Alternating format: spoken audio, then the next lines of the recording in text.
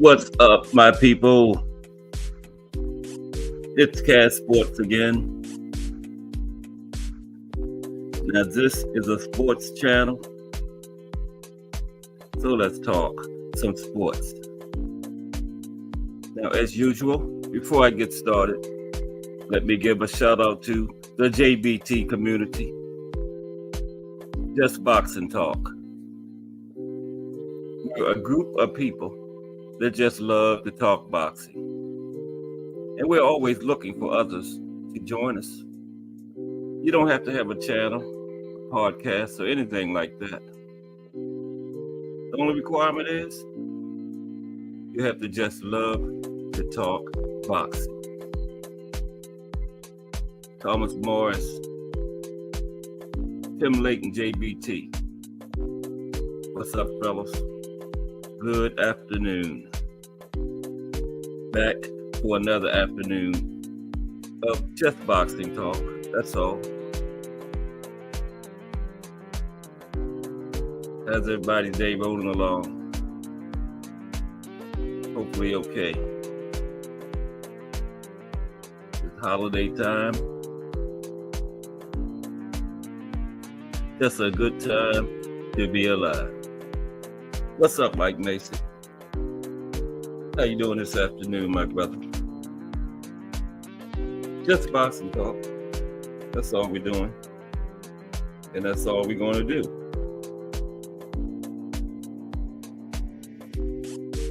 Y'all know we got that Pro Box tonight. Every other Wednesday. This is the Wednesday for it. I hope y'all not sleeping on that Pro Box. Calvin Davis, brother of Keyshawn, is on there tonight. Yep. Matter of fact, let me go over that card right quick. The Pro Box card tonight. That's what I'll start out doing today. We had a marathon yesterday. We went from Cat Sports straight into the evening hangout.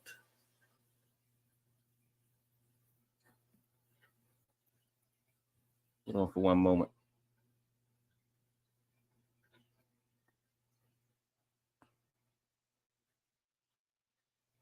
Excuse me for one moment.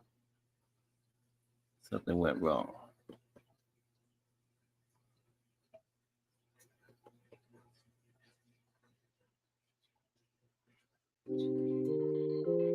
There we go. I didn't have my music. Okay. Yeah. I think I'm going to take a look at the Pro Box card real quick. Because there's pretty good boxing on that card. It's sometimes young guys that aren't signed with anybody. Or you can be, I found out Calvin Davis is signed with Top Rank. He's boxing on there tonight. So, you know. Yeah. But anyway, it's 7 fights on the card tonight. The main event is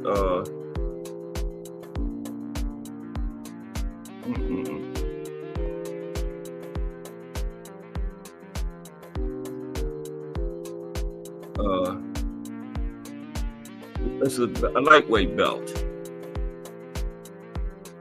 Battle Zone. Yukambayev, 21-1, 21 wins, 1 loss, 1 draw, 16 knockouts. He's going up against Mohamed Memoni, 23 wins, 5 losses, 4 knockouts. And the Boxing Insiders is saying this fight could be a potential fight of the year. On Pro Box. Yep. Both of them coming off wins against highly rated competition. And the winner of this fight will be in contention for a super lightweight title shot. And the co-main It features undefeated top-ranked standout Calvin Davis 10 wins, no losses, 6 knockouts. He's trying to continue his rise up the rankings. Remember I said he's the brother of Keyshawn Davis. He's going up against the veteran Clarence Booth, 21 wins, 8 losses, 13 knockouts. And you know, Davis is trained by famous trainer Brian Bomac McIntyre. Trainer at welterweight, undisputed, 2-time undisputed champion, Terrence Bud Crawford. Yeah. So that's Box Rec. What's up, D, for the win? I'm just saying, I hope nobody ain't sleeping on that Box Rec. It's on tonight. It's every other Wednesday. I was just going over the card. Keyshawn Davis' little brother is fighting tonight, Calvin, trained by Brian Bomac McIntyre. So that's worth watching it right there. Get to see Bomac in action. One of the favorites to win Trainer of the Year this year. And that's at 8 o'clock, Pro Box. Okay. And that ain't it.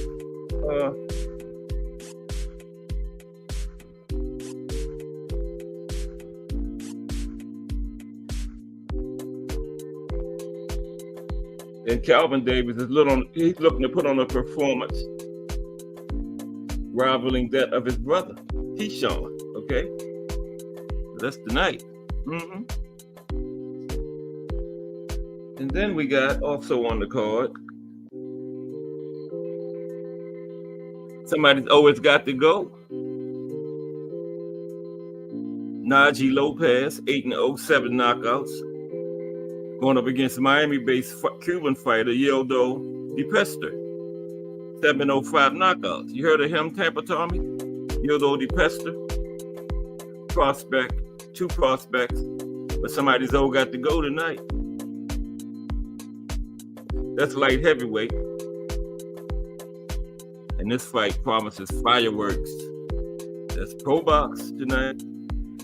And then Wesley Chapel native Dominic Valley, 7-0, 5 knockouts. Another couple prospects. He's stepping up a little, going up against Filipino Janelle Larza, 11 wins, 1 loss, 7 knockouts. And this promises to be an action-packed fight. This is the opener. The other 3 fights are not going to be televised. That's usually local talent. It's in Plant City, Florida. The other fighters includes Mikael Hernandez, Dante Concepcion, and U.S. amateur standout Tyshawn Jensen. 3 up-and-coming prospects. Okay. Now today I'm going to take a look at a little bit of heavyweight history, boxing history. Then I'm going to briefly look into the careers of some heavyweight fighters. Bender is back. What's up, Bender? Just boxing talk. That's all.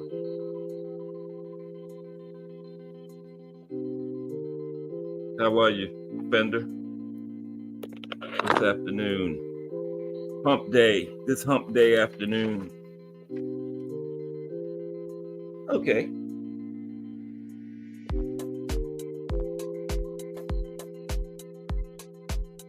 Yeah. Look at a little bit of boxing history. Then I'm going to look at some careers of some heavyweight fighters. And then Thomas Hill. What's up, T. Hill? And then the last couple of days of the week, I might go to another weight class. I'm just looking at some fighters this week, that's all. Briefly look at their careers. Because it's just boxing talk. That's all. What's up, Thomas Hill? Good to see you.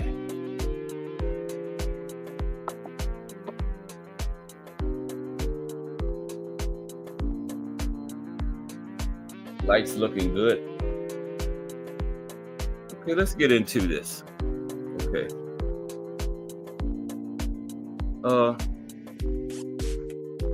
Now, boxing first appeared as a formal Olympic event in the 23rd Olympiad.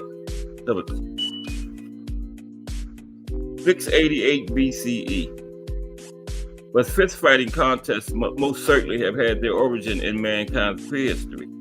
The earliest visual evidence for boxing appears in Sumerian relief carvings from the 3rd millennium BCE. Okay. Now, what I want to look at mainly is, I don't know why this phone keeps ringing.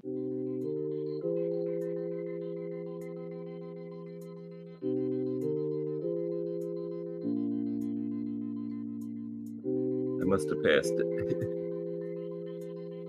Okay, here we go.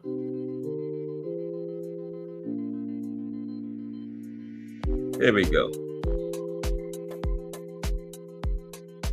Boxing in America. A little history of the boxing in this country, okay? Now, the sport of boxing came to the United States from England in the late 1700s and took root in the 1800s, mainly in large urban areas such as Boston, New York, and New Orleans, right? English and Irish fighters starved of opportunities at home, traveled to the States in search of new opportunities. Many of these early American fights were billed as English versus Irish, or Native American versus Irish. Now, while initially boxing was viewed as illegal, and many fights and fighters had to hide to avoid arrest, the sport of boxing found advocates during the latter 19th century in the muscular Christianity movement, a religious group that viewed sport as a way of increasing both physical and moral strength. Now, Theodore Roosevelt, the ex-president, he was also a vocal advocate of boxing. He used to box, actually. He continued boxing into his presidency until a blow left him with a detached left retina, leaving him blind in one eye. I knew he was blind in one eye, but I had never known it came from boxing. Wow, never knew that. That's something. Theodore Roosevelt. Now, John L. Sullivan became the first American heavyweight champion in 1882 under bare knuckle rules. Okay. And again in 1892 became the first heavyweight champion in the beginning of the glove era. So John L. Sullivan was the first American champion under bare knuckle rules. Then when they started using gloves, he became the first heavyweight champion in that era.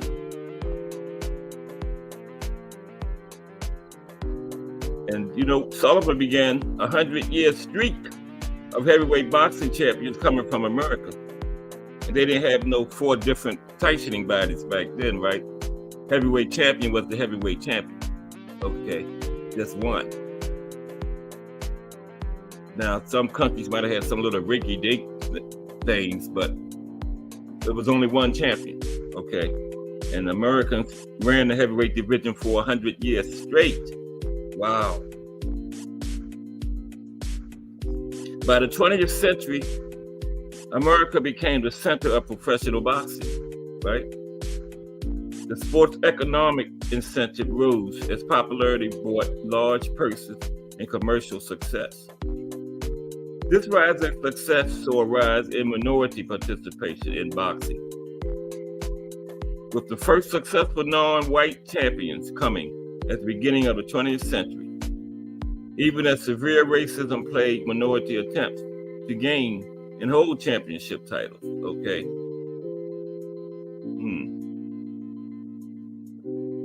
Boxing continued to be popular throughout America, and by the 1960s and 70s, the sport reached the golden era in America. Yeah, 60s and 70s.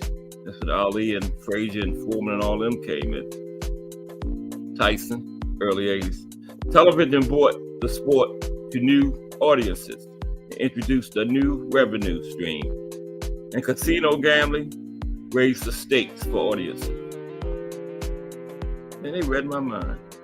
What did I just say? I didn't even get to this part. Talented boxers such as Muhammad Ali, Joe Frazier, George Foreman, and Dick Tiger fought storied bouts again and again. Yes. Boxing popularity in America has waxed. Not really. Waxed and waned over its long and storied history. But the characters, dramatic fights, mythical feats of endurance and strength, and cultivation of boxing as the pinnacle of masculinity have made boxing a constant presence in American society. Bare knuckles. Let's take a look at some boxers now. Bare knuckles boxing talk in the building. No, you ain't late. We just getting started. Just boxing talk, that's all. Talking about a little boxing history in this country. And I want to look at some of the famous American boxers. Heavyweights, mainly, today. Okay? We're going to look at some famous American heavyweight boxers.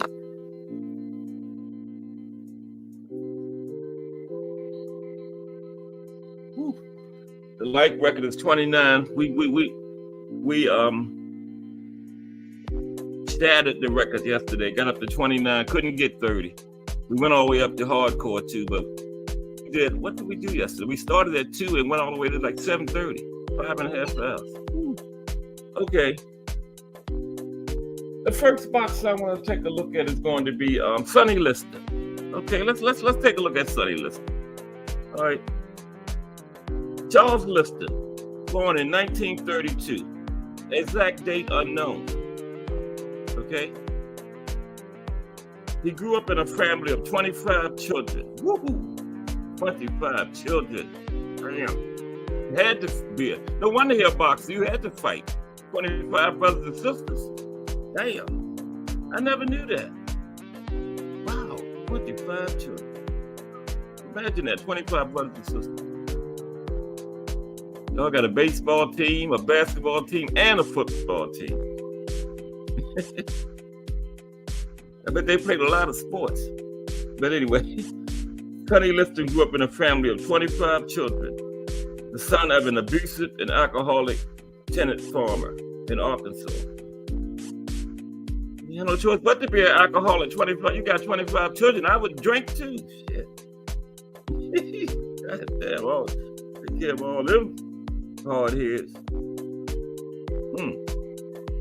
But his father was abusive and alcoholic. He was a farmer in Arkansas. Sonny left home at the age of 13.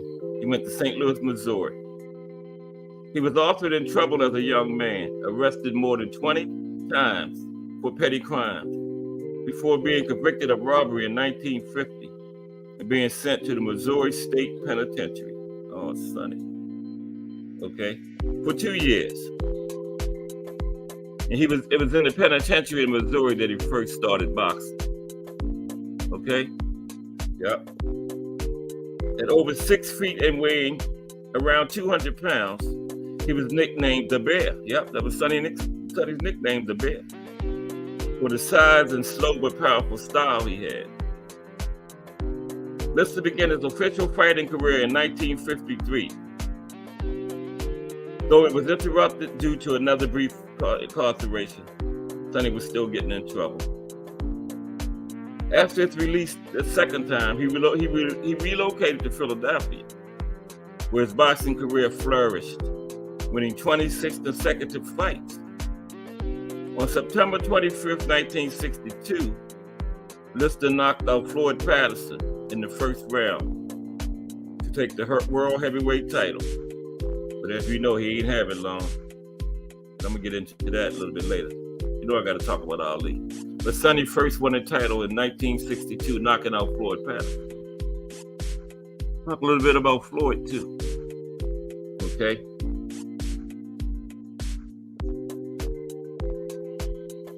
Liston held the title for 2 years until his withdrawal after the 6th round due to an injury against Cassius Clay. An injury was he was getting his ass beat. That was the injury. Okay, don't talk that injury shit. He was getting his ass beat. Due to an injury against Cassius Clay, later became Muhammad Ali. Throughout his career, Sonny Liston was known for his durability and punching power, winning 30 of his 54 fights by knockout and losing only 4, 2 of them to Ali. Wow, okay.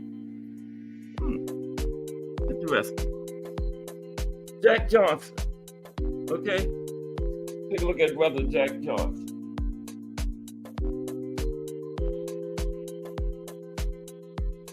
John Arthur Johnson was born March 31st, 1878 in Galveston, Texas, the son of former slaves with 8 brothers and sisters. That ain't nothing.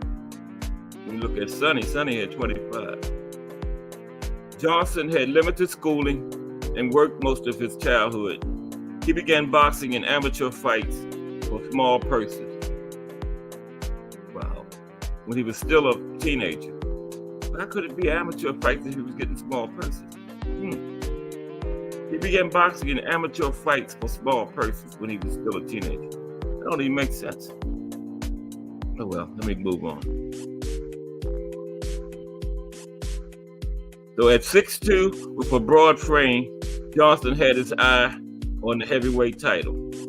For many years, the white boxers who held the title refused to fight him. Okay?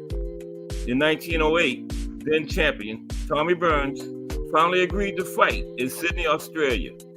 And after 14 grueling rounds, Jack Johnson was ruled the winner and heavyweight champion. Now, throughout his career, Jack Johnson was a target for discrimination as he was outspoken and braggadocious. He was Ali before Ali, you know. Ali would have got killed around that time the way he was. Flaunting his success, spending money freely, and dating white women. Yeah, I remember that. I don't remember it, I wasn't there, but I read about it. Johnson's victory in 1908 resulted in a huge outcry for a great white hope, a white boxer to defeat Johnson and regain the title. Okay. So they started looking for the white hope to take that title back. He held the title until his 26th round defeat by knockout against Jess Willard in Havana on April 5th, 1915. Racism and discrimination marked the 7 years as heavyweight title holder, with limited opportunities to fight and meager purse. Johnson was the first black boxer to win the heavyweight championship of the world and is considered by many to be one of the greatest heavyweight champions of all time. Yes, he is. Jack Johnson. All right. Now, Joe Gans, he wasn't a heavyweight, but I wanted to take a look at Joe Gans because he's from Baltimore. I really like Joe Gans. Take a look at Joe Gans.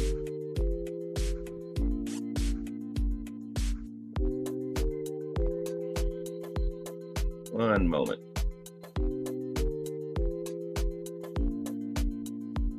Joe Gans. Okay, like this. Be right with you. Just gotta pull it up. There we go. Okay, how's everybody doing? Everybody mighty quiet in the chat. Okay, Joe Gans, 1874 to 1910. Well, he died young. What was that, 26, 36? Wow.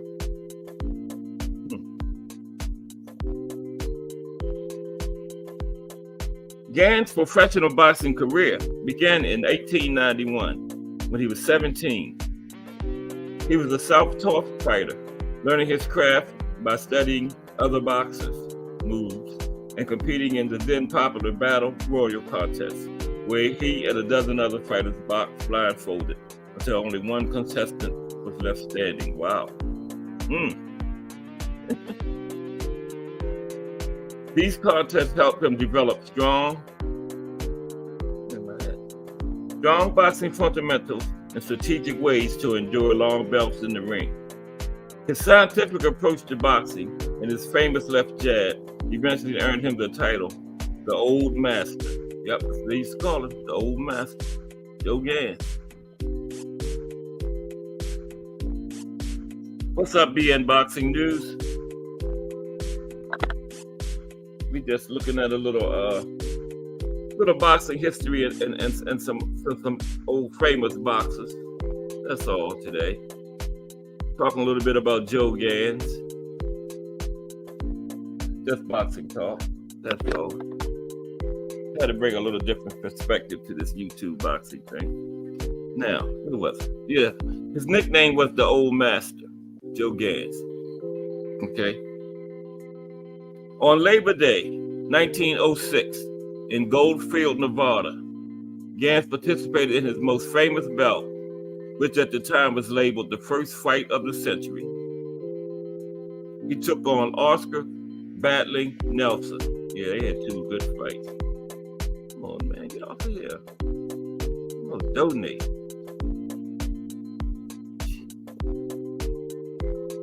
Every time, just jump right over top of the article.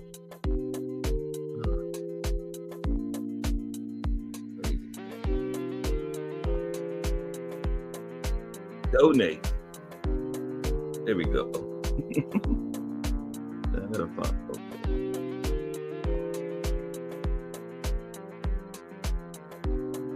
Excuse me, I lost my place. Okay, yeah. He fought Oscar Nelson. Okay.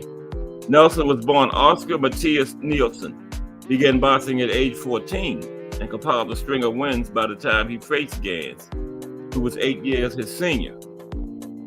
This fight was promoted by Tex Richard of Goldfield, Nevada, who later would promote the more famous 1910 heavyweight title, fight of the century in Reno, Nevada, between Jack Johnson and Jim Jeffries, as well as other high-profile boxing events. Okay, New Era Boxing. Welcome. How you doing, brother? All good. Talking about some famous old school boxers. New Era Boxing and Bets TV in the building.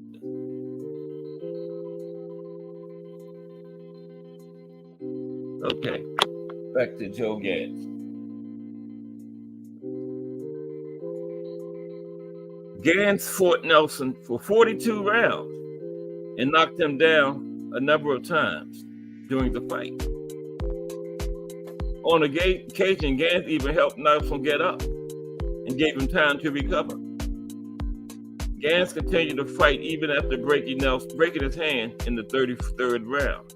Although Gans won the fight, he received $11,000. That's a lot back then. While his defeated opponent claimed a $20,000 purse. Yeah, you know, the white guy was going to get more at that time. Even though Gans was the more famous boxer at that time, I think. And he won.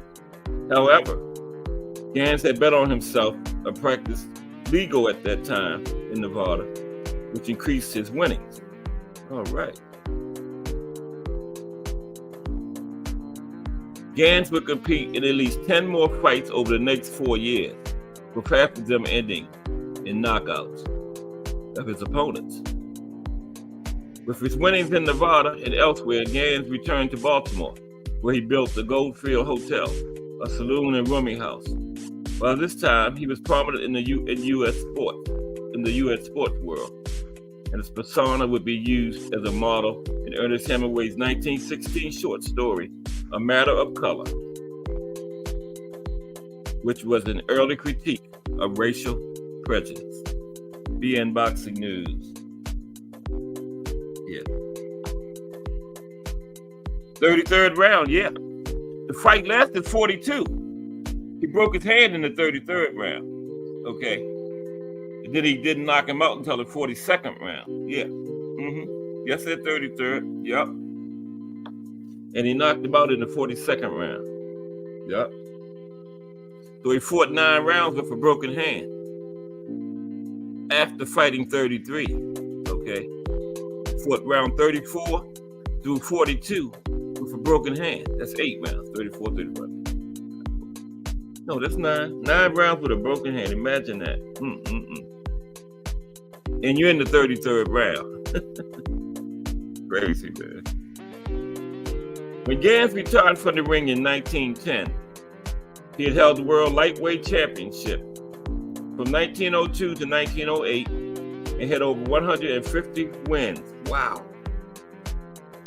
With 100 knockouts during his professional boxing career. 150 wins and 100 knockouts. He had fought in 3 divisions: featherweight, lightweight, and welterweight during his 19-year career. Now, he fell after falling ill and being bedridden in Prescott, Arizona for some months due to tuberculosis. He journeyed home to Baltimore to see his mother and 2 children for the last time. Hundreds of people gathered at train stops along the way to see the old master. Joe Gans died in Baltimore on August 10th, 1910. He was 36 years old. Joe Gans. All right. All right. Next up, Muhammad Ali. Let's take a look at Muhammad Ali, y'all. Okay.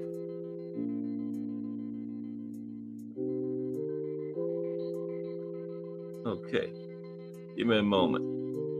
Pull up Muhammad.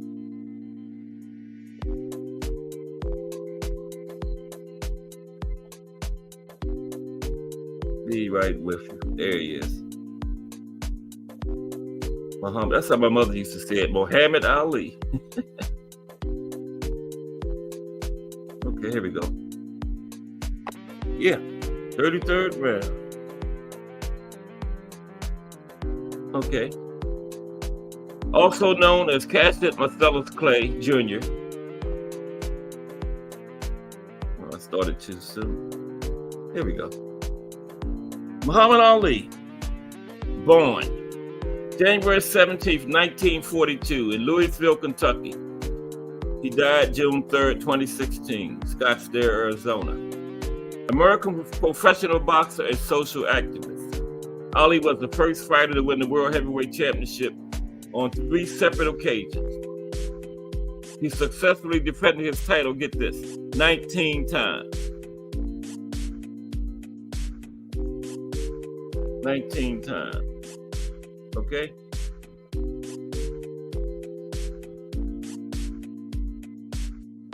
Okay. Cassius Marcellus Clay Jr. grew up in the American South in a time of segregated public facilities. His father, Cassius Marcellus Clay Sr., supported the wife and 2 sons by painting billboards and signs. His mother, Odessa Grady Clay, worked as a household domestic.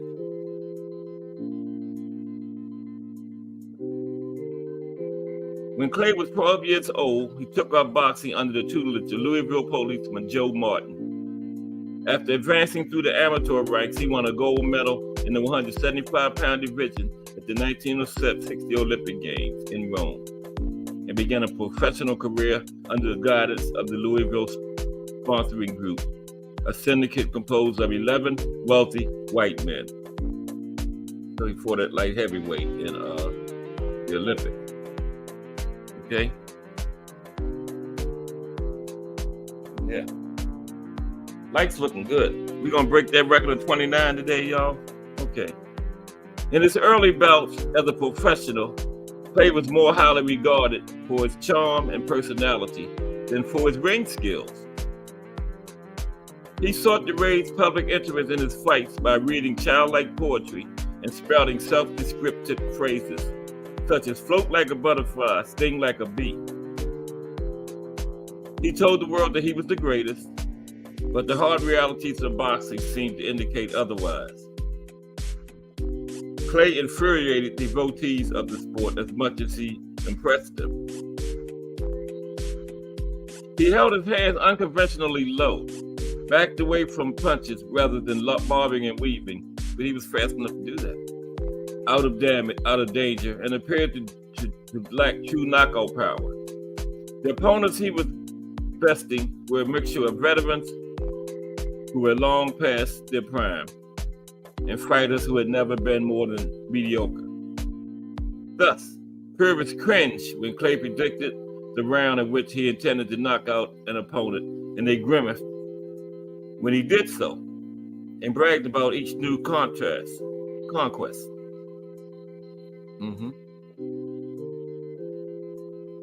On February 25th, 1964, Clay challenged Sonny Liston for the heavyweight championship of the world. Liston was widely regarded as the most intimidating, powerful fighter of his era. Clay was a decided underdog, but in one of the most stunning upsets in sports history, not boxing, in sports history, Liston retired to his corner after 6 rounds, and Clay became the new champion. I heard Muhammad Ali told a story on a show one time. You remember the rounds in that fight where Ali got something in his eyes and they accused Liston of having something on his glove? So Ali said that days before the fight, he ran into this guy who told him he had a way that he guaranteed him he would beat Liston. He said, you put something on your gloves and it'll get into your opponent's eyes. And Ali said, no. He turned the guy down. He said, I don't want to win it that way.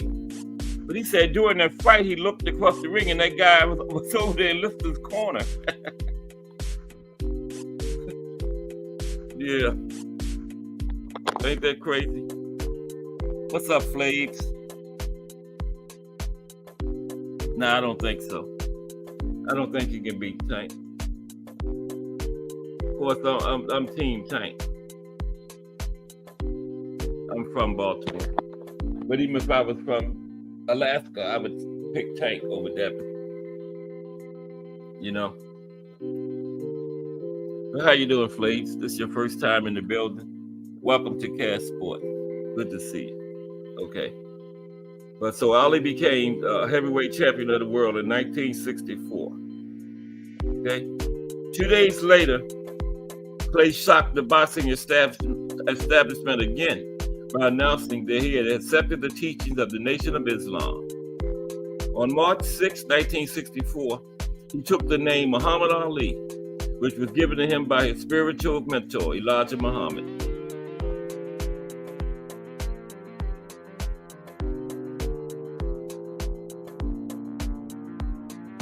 For the next 3 years, Ali dominated boxing as thoroughly and magnificently as any fighter ever had.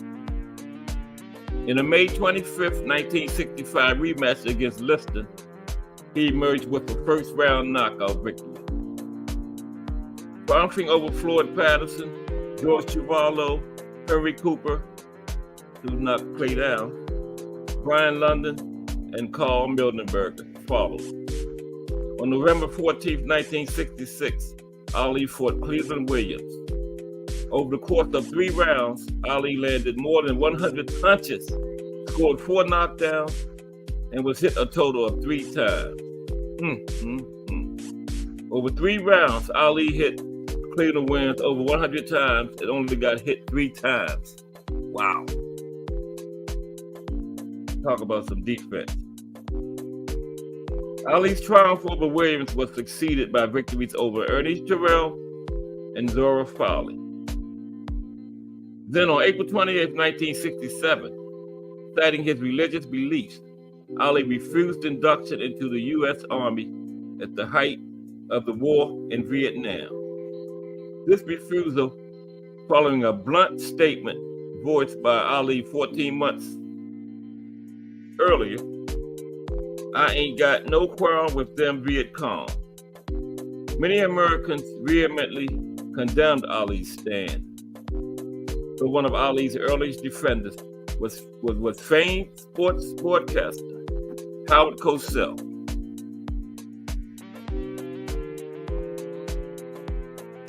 who had covered and praised the fighter since the beginning of his career. Okay? As Cassius Clay. Ali's position was especially controversial because it came at a time when most people in the United States still supported the war in Southeast Asia. Moreover, although exemptions from military service on religious grounds were available to qualifying conscientious objectors who were opposed to war in any form, Ali was not eligible for such an exemption because he acknowledged that he would be willing to participate in an Islamic holy war. Okay? So you can't get any exemption for any war if you're admitting that you would participate in another one, right? Ali was stripped of his championship and precluded from fighting by every state athletic commission in the United States for 3.5 years. In addition, he was criminally indicted and on June 20th, 1967, convicted of refusing induction into the U.S. Armed Forces and sentenced to 5 years in prison. Now, although he remained free on bail, 4 years passed before his conviction was unanimously overturned by the U.S. Supreme Court on a narrow procedural ground. Okay?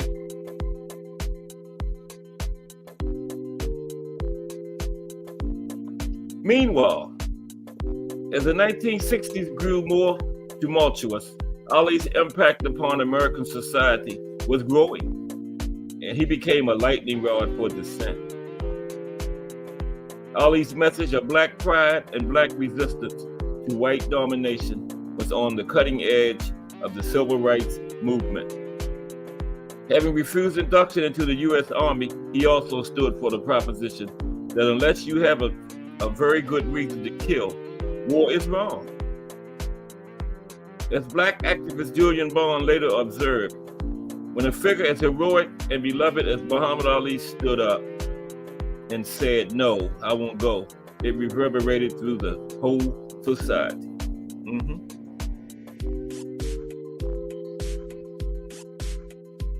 All right. In October 1970, Ali was allowed to return to boxing, but his skills had eroded.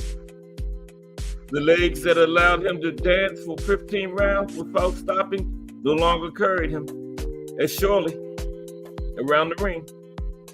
His reflexes, while still superb, were no longer as fast as they had once been.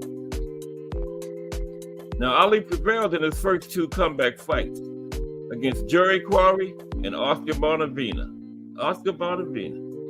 Then, on March 8th, 1971, he challenged Joe Frazier, who had become heavyweight champion during Ali's absence, from the ring.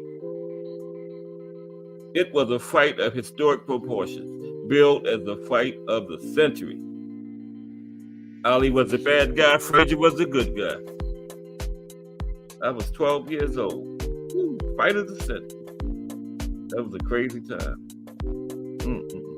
That was the first fight I watched. I didn't watch the whole fight though, but that was my introduction to boxing. Not really. The Thriller in Manila 3 really was. Ali Frazier 3. But anyway, Frazier won a unanimous 15-round decision. I was hurt too. Ali lost. I might have cried. Following his loss to Frazier, Ali won 10 fights in a row, 8 of them against world-class opponents. Yeah, he went on a roll that really got him pumped up when he after he lost to Frazier. He won 10 straight against top-level fighters. Okay, 10 in a row, 8 of them against world-class opponents. Then on March 31st, 1973, a little-known fighter named Ken Norton broke Ali's jaw in the second round en route to a 12-round upset decision over Ali. Ali defeated Norton in a rematch. After that, he fought Joe Frazier a second time and won a unanimous 12-round decision. Okay. That one was for the NABF, North American Boxing Federation title. Yeah. Where we at? Lights looking good. Appreciate everybody. And where am I? Ali won the second fight against Frazier. From a technical point of view, the second Ali Frazier bout was probably Ali's best performance in the ring after his exile from boxing. So they saying when he came back, that second Frazier fight probably was the best fight he had. Okay. Now, on October 30th, 1974, Ali challenged George Foreman, who had dethroned Frazier in 1973 to become heavyweight champion of the world. The bout, which Ali referred to as the Rumble in the Jungle, took place in the unlikely location of Zaire, now the Democratic Republic of the Congo. They did it up. They did a concert over there before that fight. James Brown, all of them was over there, man. B.B. King, Bill Withers. Don King did it. Don King could promote. He rivaled them Saudis with the type of promotion, especially that one. The Rumble in the Jungle. Yeah, they had a big concert. Everything. I think I might watch that today. But they called it was in Zaire.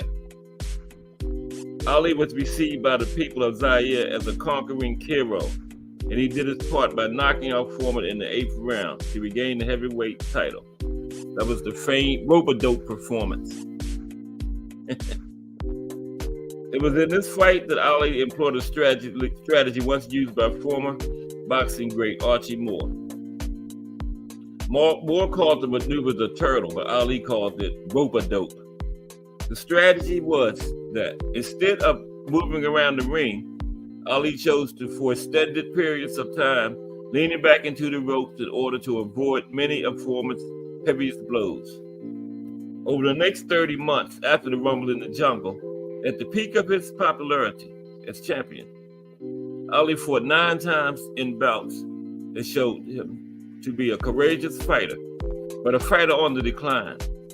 Around that time, that's when all that damage was done too, when he, got that, what was it, Parkinson's? Yeah. After the Foreman fight, that was the point in which, he started taking too much punishment, And his skills had diminished. He couldn't move and get out of the way of all them punches like he used to do. He took some serious punishment there. I remember that period. Over the next 30 months, Ali, at the peak of his popularity as champion, Ali fought 9 times in bouts that showed him to be a courageous fighter, but a fighter on the decline. The most notable of these bouts occurred on October 1st, 1975. Yeah, they almost killed each other, man. That was the first fight I watched from beginning to end.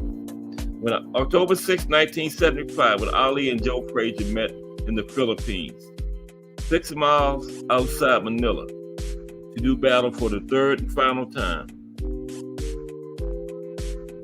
As what is regarded by many as the greatest prize fight of all time, including me. The Thriller in Manila. Ali was declared the victor when Frazier's corner called a halt to the bout after 14 brutal rounds.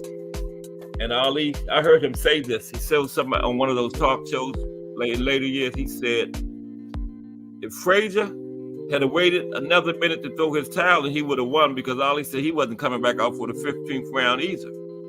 When he first got to the corner, he told Angelo Dundee to cut his gloves off. But Angelo Dundee wouldn't do it. He said, look at him. He's ready to go. And Joe Frazier's son Marvis, I heard him say this. He was sitting on Ali's side of the ring. And he could tell by Ali and his corner's body language that Ali wasn't coming back out. And he was trying to signal his father's corner to not throw the towel in, but they did it before he could get their attention. Yeah, just a couple of the side notes on that fight. That was very interesting. Yeah, that was a crazy fight. I don't know how they, after like round 10, I don't know how they kept coming out there. Round 14, Ali unloaded everything he had on Frazier, and Frazier wouldn't go down. He couldn't see. Frazier couldn't see. He was just fighting on instinct, but he wouldn't go down. And when Frazier threw the towel in, Ali stood up to raise his arms up because he was happy he won and just fell straight out on the floor. Yeah, I think I'll watch that today. Okay. The final performances of Ali's career were sad, were sad to behold. In 1978, he lost his title to Leon Spinks, a novice boxer, with an Olympic gold medal but only 7 professional fights to his credit. Now, 7 months later, Ali regained the championship with a 15-round victory over Spinks. Then he retired from boxing. But 2 years later, he made an ill-advised comeback and suffered a horrible beating at the hands of Larry Holmes. Only time he ever been stopped. In a bout that was stopped after 11 rounds. Larry Holmes used to be his sparring partner, and he cried after the fight because he beat his idol up. Yep. The final contest of Ali's career was a loss by decision to Trevor Berbick in 1981. Had no business still fighting. Prime Ali would have made Trevor Berbick and Larry Holmes look like amateurs, man. Had no business still fighting. Ali's place in boxing history as one of the greatest fighters ever is secure. One of the greatest. How about the greatest? His final record of 56 wins and 5 losses. They wasn't worrying about no O's back then. Everybody had losses, you know. You lost back then, you wanted to fight that person again. And if you was that person that won, you wanted to fight them again to prove it wasn't no fluke. You know, like, I'm going to beat you again, you know. So that well, I guess that's Floyd's legacy, that old nonsense, you know. But his final record of 56 wins and 5 losses with 37 knockouts has been matched by others. But the quality of his opponents and the manner in which he dominated during his prime placed him in a plateau with boxing's immortals. Ali's most tangible ring assets were speed, superb footwork, and the ability to take a punch. But perhaps more important, he had courage and all the other intangibles that go into making a great fighter. Okay? Ali's later years were marked by physical decline. Damage to his brain caused by blows to the head resulted in slurred speech, slowed movement, and other symptoms of Parkinson's syndrome. However, his condition differed from chronic encephalopathy or dementia. Why do you just say dementia? Which is commonly referred to as punch drunk in fighters. In that he did not suffer from injury-induced intellectual deficit. Now, I don't know what the hell he was talking about. I guess you had to be a doctor to understand that shit. Okay. Ali's religious views also evolved over time. In the mid-1970s, he began to study the Quran seriously and turned to Orthodox Islam. His earlier adherence to the teachings of Elijah Muhammad, e.g. that white people are devils and there's no heaven or hell, were replaced by a spiritual embrace of all people in preparation for his own afterlife. In 1984, Ali spoke out publicly against the separatist doctrine of Louis Farrakhan, declaring, "What he teaches is not at all what we believe in. He represents the time of our struggle in the dark and a time of confusion in us. And we don't want to be associated with that at all." What's up, B3? I was going over looking at some boxes, looking at Muhammad Ali's history. Very interesting. How you doing, V3? Good to see you, bro. Now, Ali married his fourth wife, Lonnie Williams, in 1986. He had 9 children, most of whom avoided the spotlight, of which Ali was so fond. One of his daughters, however, Layla Ali, pursued a career as a professional boxer, during which she went undefeated in 24 bouts between 1999 and 2007, while capturing a number of titles in various weight classes. Who wins? Prime Layla Ali or Prime Clarissa Shields? I don't know.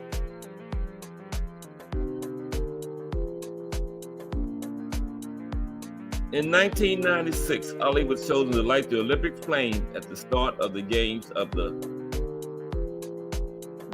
26th Olympiad in Atlanta, Georgia. 1025, yeah. I thought it was later, more than that, but it says 26. Wow. Yeah, because we're up into the 50s now, right? That was 26 years. The outpouring of goodwill that accompanied his appearance confirmed his status as one of the most beloved athletes in the world. One of the most. They keep saying one of the most. How about the most? At that time, the dramatic period of his life from 1964 to 1974 was the basis of the film Ali, in which Will Smith starred as the boxer. His life story is told in the documentary film I Am Ali 2014, good movie, which includes audio recordings that he made throughout his career and interviews with his intimates. Muhammad Ali.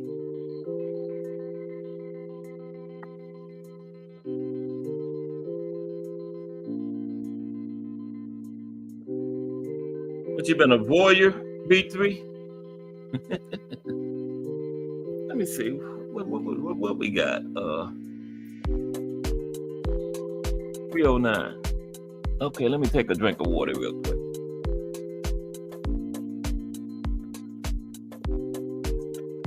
Okay.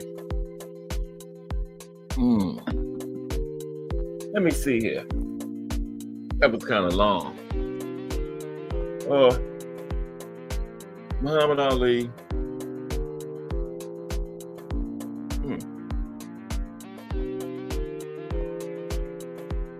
Rocky Marciano. We'll do one more. Rocky Marciano. Let's take a look at The Rock. Undefeated, never been beaten. Come on.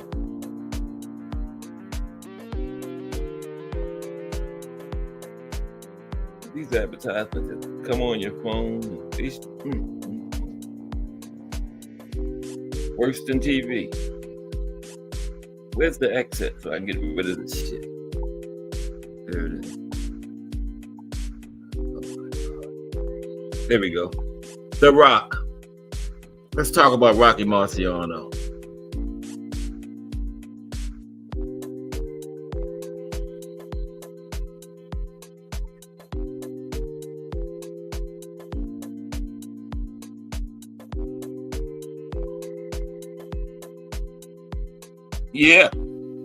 Yeah, D for the win. His death was kind of controversial. Rocky Marciano. There's The Rock.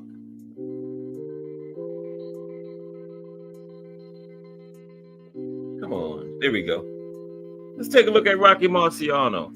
I think I might drop the link in after this in case anybody want to come up and wrap it up a little bit before we get out of here. You got Clarissa, B3, beating Prime Layla. Oh, everybody. You're kind of young, B3. Did you actually see Layla fight? Well, I know you didn't watch her on film. Why, B3? Why would you pick? Why do we disagree on everything, B3? I got Layla. Why'd you pick the GOAT? The GOAT over everybody? Okay. I got the GOAT over everybody except Layla Ali. Yeah.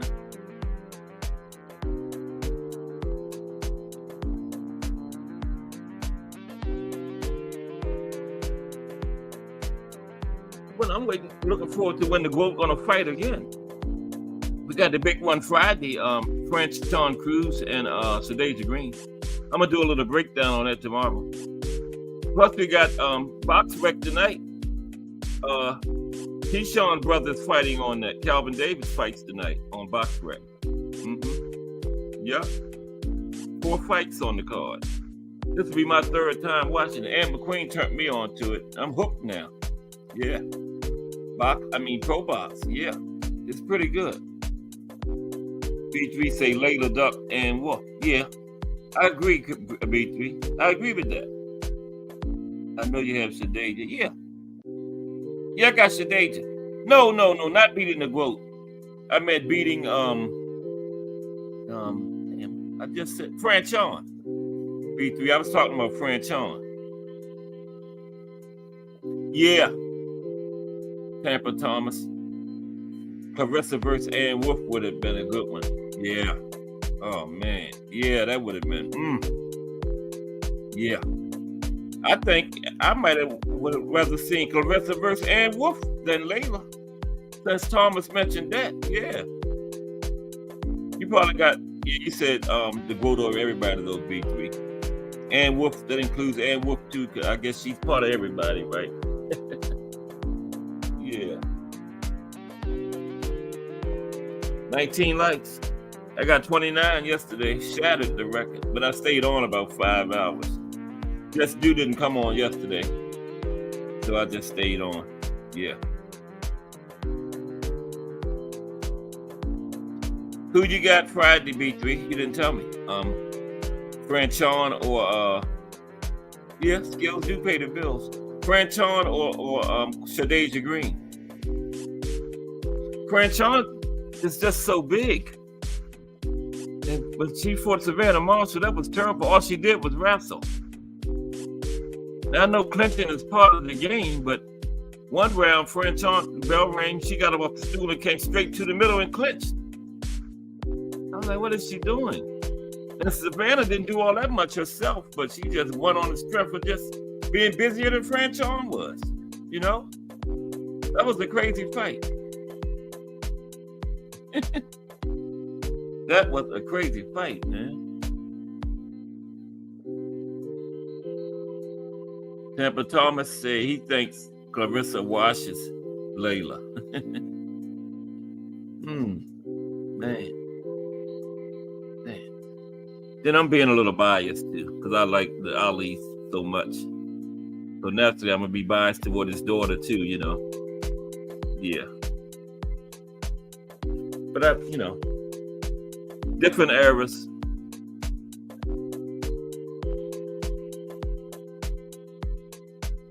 But put in there who you got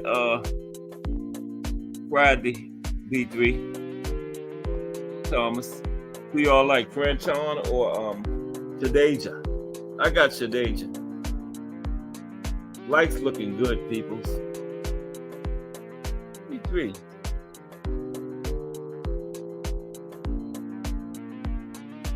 Yeah. B3 got a wrench. Everybody in my chat got a wrench.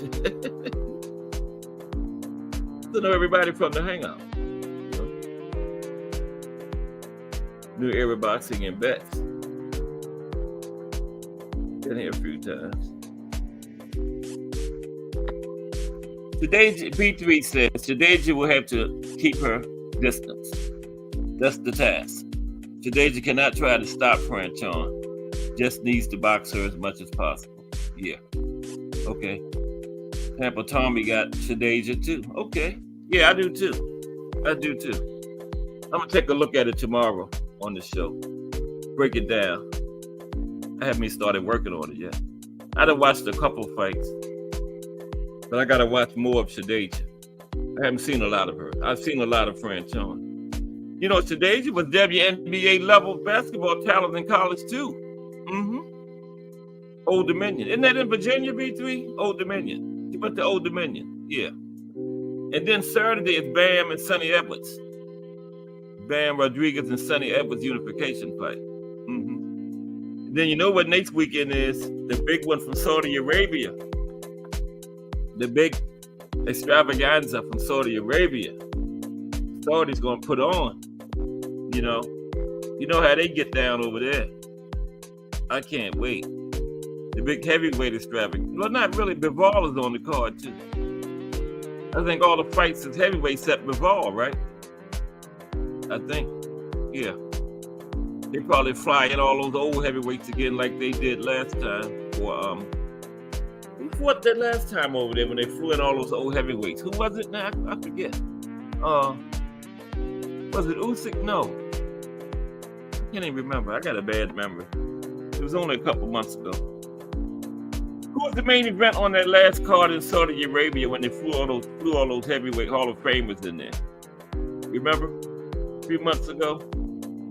I can't even remember. That's a shame. It was just a few months ago. We need one more light to get 20.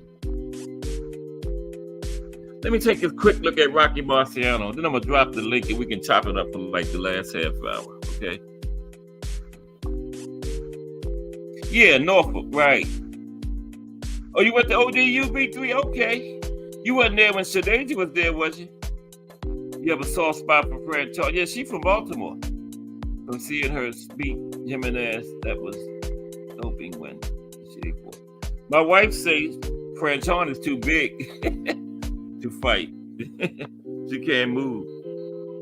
She went over there and got her butt beat in London. And you landed in London at last fight. Out there wrestling and carrying on. Okay, I didn't know you graduated from ODU, B3. Cool. Yeah, Fran Charles is from Baltimore. Yeah, but I'm still picking Shadeja. Yeah, and that's Friday. Then Saturday. This year is going out in style, man, I tell you. We got BAM next week. No, Sunday. Then next week is the big one from Saudi Arabia. And then that Tuesday is the Monster. And then the last Saturday of the year, do we have a card? It will be the 30th. What we got on the 30th, anybody? The 30th of December. I haven't heard anything. Anything? Anybody know? Yeah. Let me knock out Rocky Marciano right quick, okay? Now, Rocky Marciano was born September 1st, 1923 in Brockton, Massachusetts. Died on August 31st, 1969, near Newton, Iowa. World Heavyweight Boxing Champion from September 23rd, 1952, when he knocked out Jersey Joe Walcott in 13 rounds in Philly. And he was champion all the way to April 27th, 1956, when he retired from the ring. Never lost a fight. Marciano was undefeated in 49 professional fights, scored 43 knockouts. Ooh, that's a hell of a knockout rate, too. Among his victims were two former heavyweight champions, other than Walcott, Joe Louis and Ezra Charles. One of them was an old shell of Joe Louis. The prime Joe Louis would have washed Rocky Marciano. Come on, man. I don't even know why they put that in there. It wasn't the Joe Louis. It was Joe Louis. It wasn't the Joe Louis he beat. He beat Joe Louis. You know what I mean? He didn't beat the Joe Louis. Right? Tommy who, B3? Tommy. That's the card? I don't know who you're talking about. You talking about the card, the last card in Saudi Arabia? Oh. Okay. Rocky Marciano was first interested in a professional baseball career.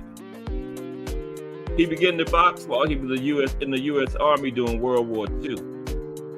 He had his first professional fight on March 17, 1947. Knockouts of Rex Lane, Joe Louis, Lisa Vold, and Harry Kid Matthews earned him a chance to win the championship. Marciano was knocked down by Walcott in the first round. He was behind on points on all cards, when in the 13th, he knocked the champion unconscious with a single punch. Knockout. Not no TKO, KO. At age 32, Marciano retired after defending the championship 6 times. An unscientific but hard-punching and exceptionally durable fighter, he completely dominated the heavyweight division. He was a bad boy. He was killed in an airplane. He was killed in an airplane crash. Wow.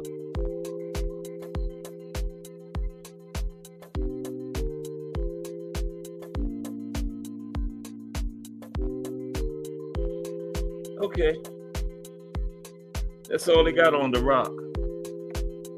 We got about a half hour. Okay. That was short.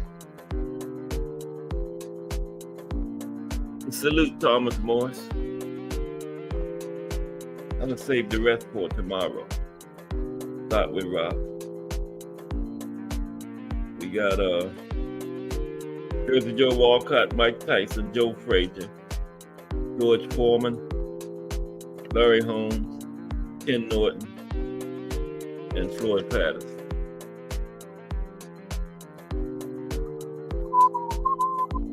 Okay. Where's my link at?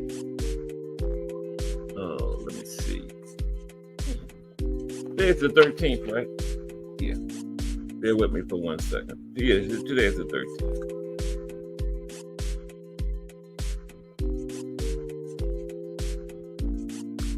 What did I just do? Okay, here we go. Here we go.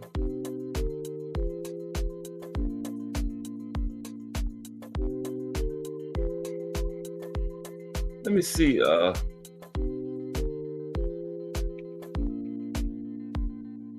what's going on? Yeah.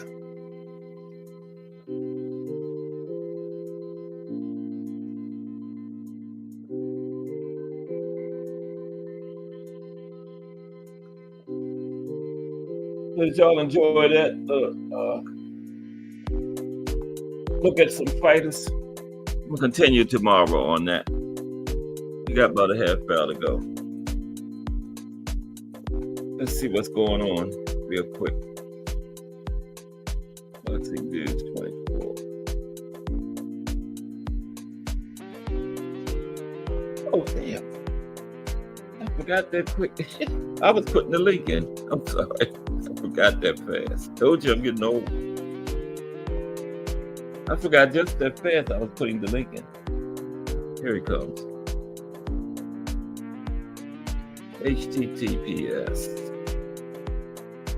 // link coming in. I can't walk and chew gum, so listen to the music. Today is the 13th.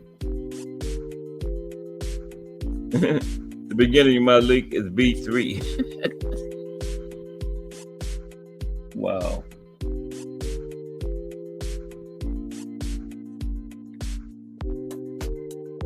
I started to request the new link, B3, start my link up.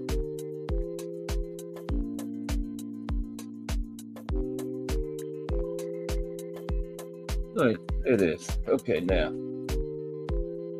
I'm gonna go see what's happening around boxing a little bit, dig into it a little ways. Jay Hardcore touched on the headlines. I'm gonna see.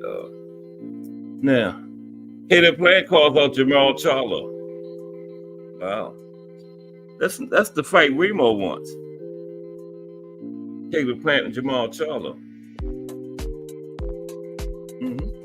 It said Caleb Plant took to social media today to call out Jamal Charlo for a fight, which doesn't seem all that likely to happen. What y'all think about that one?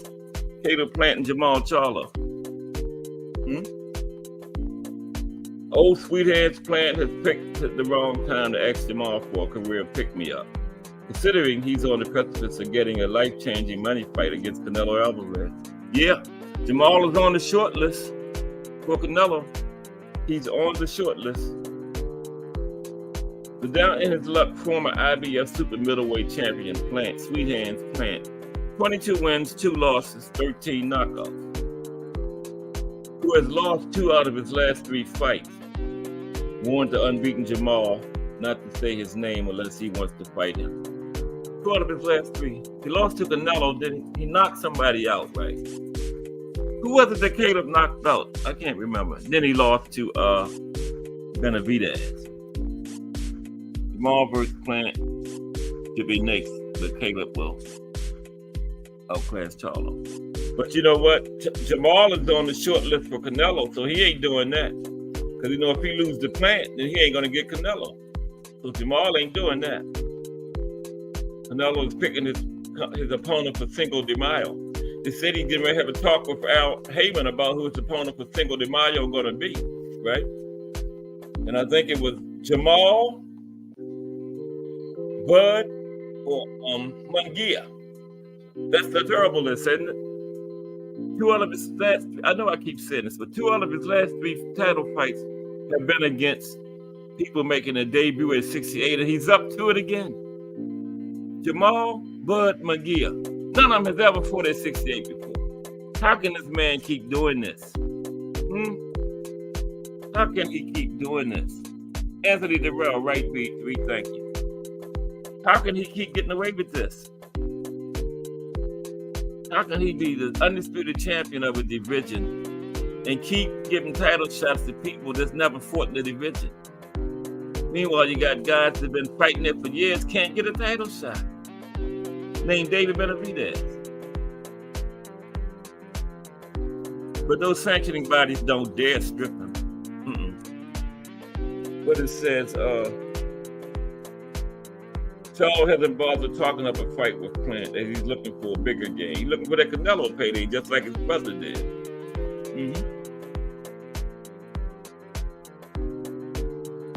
There's no game for Jamal fighting Plant.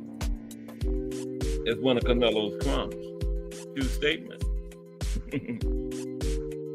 Plant's recent setbacks against David Benavidez and Canelo Alvarez have reduced him to the level of a who needs him club type fighter, and he is trying to encourage Jamal into giving him a helping hand for a career boost. David Morrell would take him.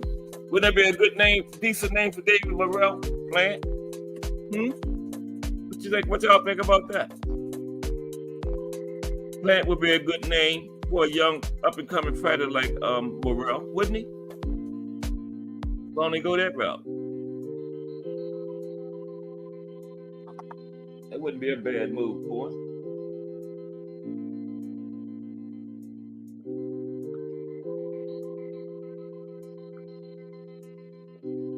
Okay. Yeah. Because he smacked Jamal. Jamal didn't smack him back, so he probably won't fight him. 100%. Great move for Morrell, yeah. Nobody never mentioned that, Caleb Plant and David Morrell. Because he's not going to get the Jamal fight. Jamal is on the short list for Canelo. Now, if Canelo picked Bud or Munguia, then Maul might fight Plant. But until Canelo make that announcement, Maul is just going to wait. You know, you can't blame him. That's life-changing money, you know. His brother just got it. It says, Plant is starting to understand how bleak his career situation is after those 2 crushing defeats. Hence, he's openly asking Jamal for a pick-me-up fight. A win over Morrell would be good for him. Unfortunately for the 32-year-old Plant, Jamal's career is going well, as he just won his return fight against Jose Benavidez Jr., and is one of the 3 fighters in the pipeline for a potential mega money fight against superstar Canelo Alvarez. Yeah, Jamal is on the short list. Like I told you, it's him, Bud, and Munguia. It's going to be one of those 3 on Cinco de Mayo. It's not going to be David Benavidez, that's for sure. Canelo is waiting for Benavidez to leave and go to 175 so he can say, I was going to fight him. Him and his fans will say, I was going to fight him, but he left the division. That's what he's trying to do, hold out for. Mm-hmm. Yep. Ooh, man. Are you just... My cord, my laptop is ready to die. That would be a disaster for my laptop to go dead on me. There we go. Bing. I plugged it in. Get off. Yeah. Okay. Yeah. T Hill, what's up? Yeah, we got to congratulate B3. You know, part of the Haney team on their fighters' performance. Congratulations, B3, on y'all fighters' performance, sir. Okay? Now, who is he going to fight next? Who do you think they're going to fight next, B3? Seriously. Since T. Hill brought it up.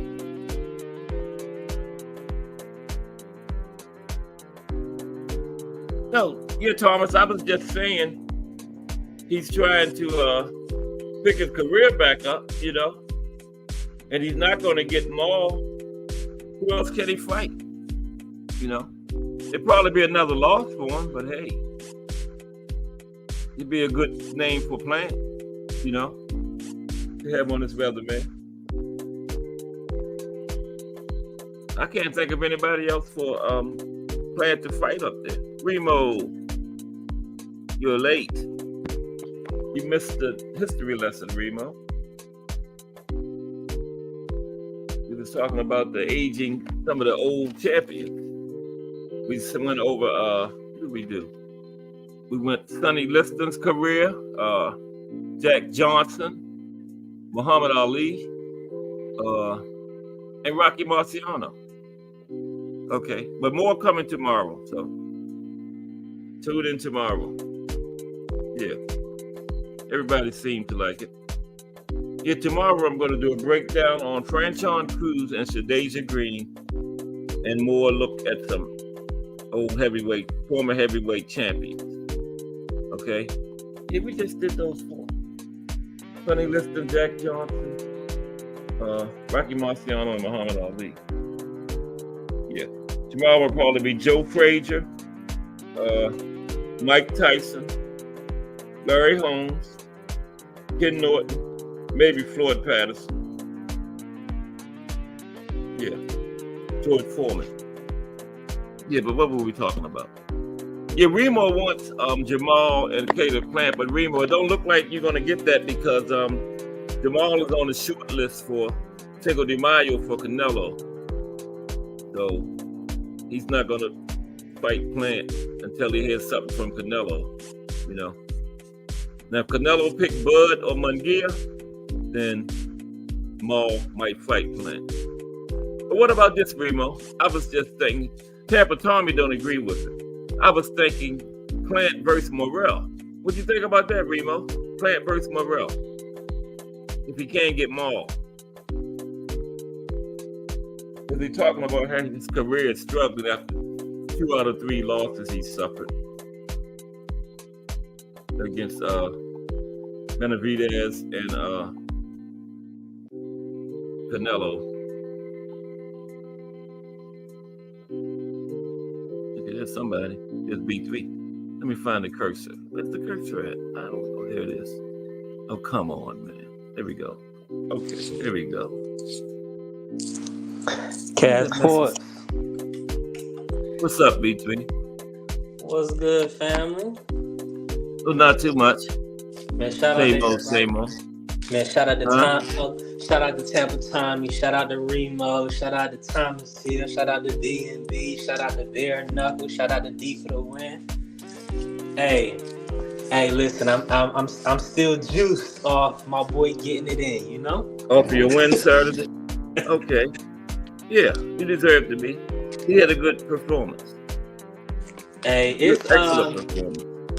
No, it's the sport of boxing is really it's a very interesting sport, and it's kind of funny how the business of it like kind of spills over and affects the sport. You know what I mean? Mm-hmm. Like for instance, I know. the business of it, and I just gotta call it a spade a spade. Nobody wants your ace fighter. Nobody wants their ace fighter to lose. Nope. And you know, when Floyd got a lot of flack for his opponent selection for, you see what I'm saying, for a while. Yeah.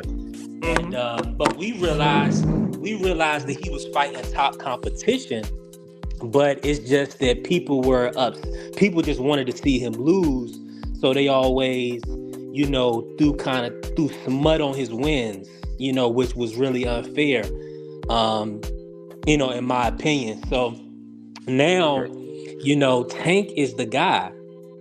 So it's funny that, you know, right after Devin's win, if Devin had a horrible performance, first and foremost, or it was insignificant, you know, Jaleel Hackett wouldn't be attaching his name to Devin. You know what I'm saying? So it's just that it's the business of boxing is very interesting. That's why with a lot of times is that fans, a lot of fans get real emotional. When hey, they hold really on, excuse me 1 second, B3. Let me holler at, what's up, Jay Hardcore? How you doing? Welcome, brother. Good to see you. Excuse me, B. Go ahead, B3. I want to holler at Jay Hardcore real quick. What up, Jay? Salute. Hey, Jay, I was going to hop on my homeboy. He called me, so I ended up missing it. And when I was about to come back to the show, you had ended it a little early. I'm sure you had something to kick off or whatever. But but Cass, yeah.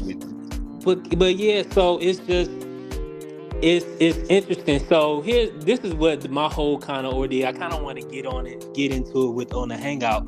But it's funny how that you know, before the fight, Regis, you know, some people really, you know, either they really wanted Regis to win or they at least thought he had a chance to win. You know, I really did think he thought he had a chance, you know. Right, exactly. But see, but then after he got, you know, thoroughly dominated, right, and he didn't put together, he wasn't able to cut, you know, he just wasn't able to get to Devin really. He wasn't able to do shit. Yeah. Keeping it 100. But the day after, everybody kissed the ring on Sunday. You know, that's what we always have to do. Anytime it's a good performance, you have to kiss the ring. Now, if Devin would have, but on Monday, or you know, we back to where we at, and now Regis, you know, is an old man.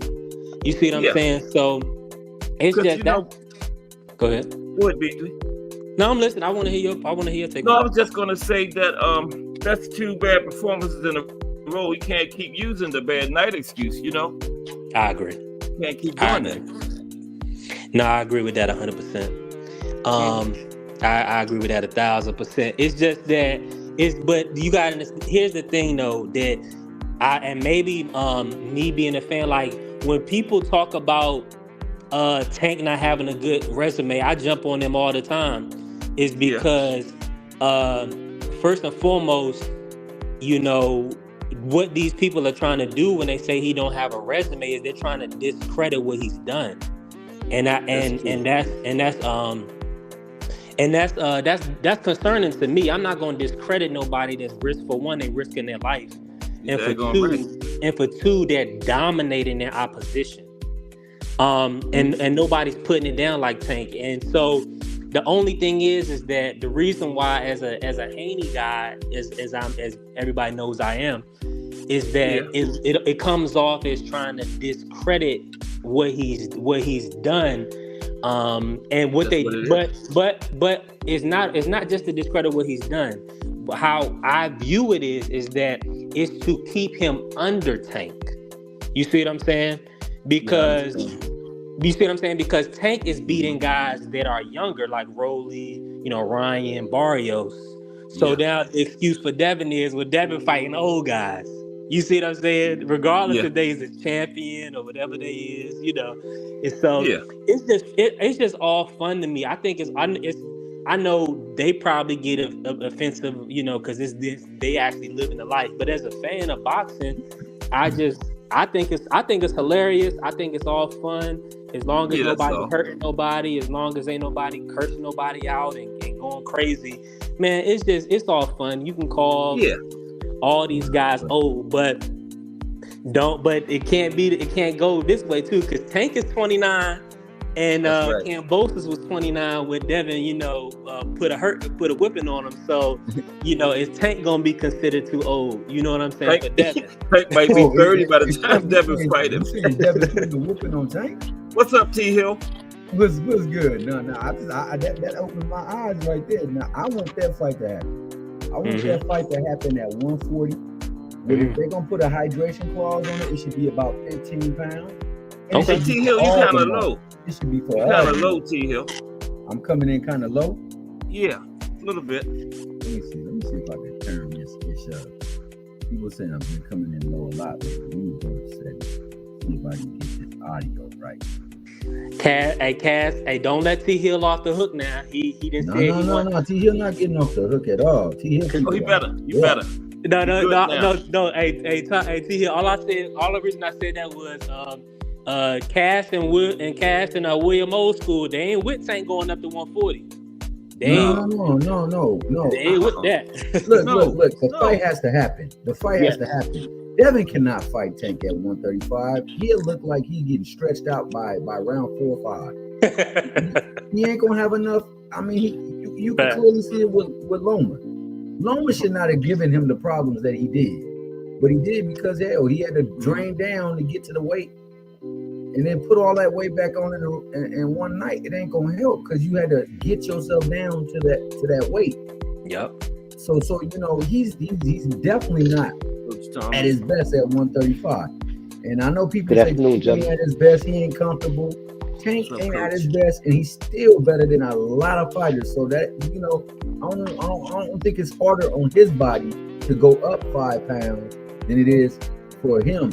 He could just come in and weigh around what he normally weighs in his regular fights and be straight. Let me ask you this. I gotta ask you this. Is because I know showbiz and some people have this idea that Tank should or Tank needs to. I don't think he needs to do anything, but he should fight some of these 140 fighters to prove his greatness. Do you agree with that, or do you think that don't matter?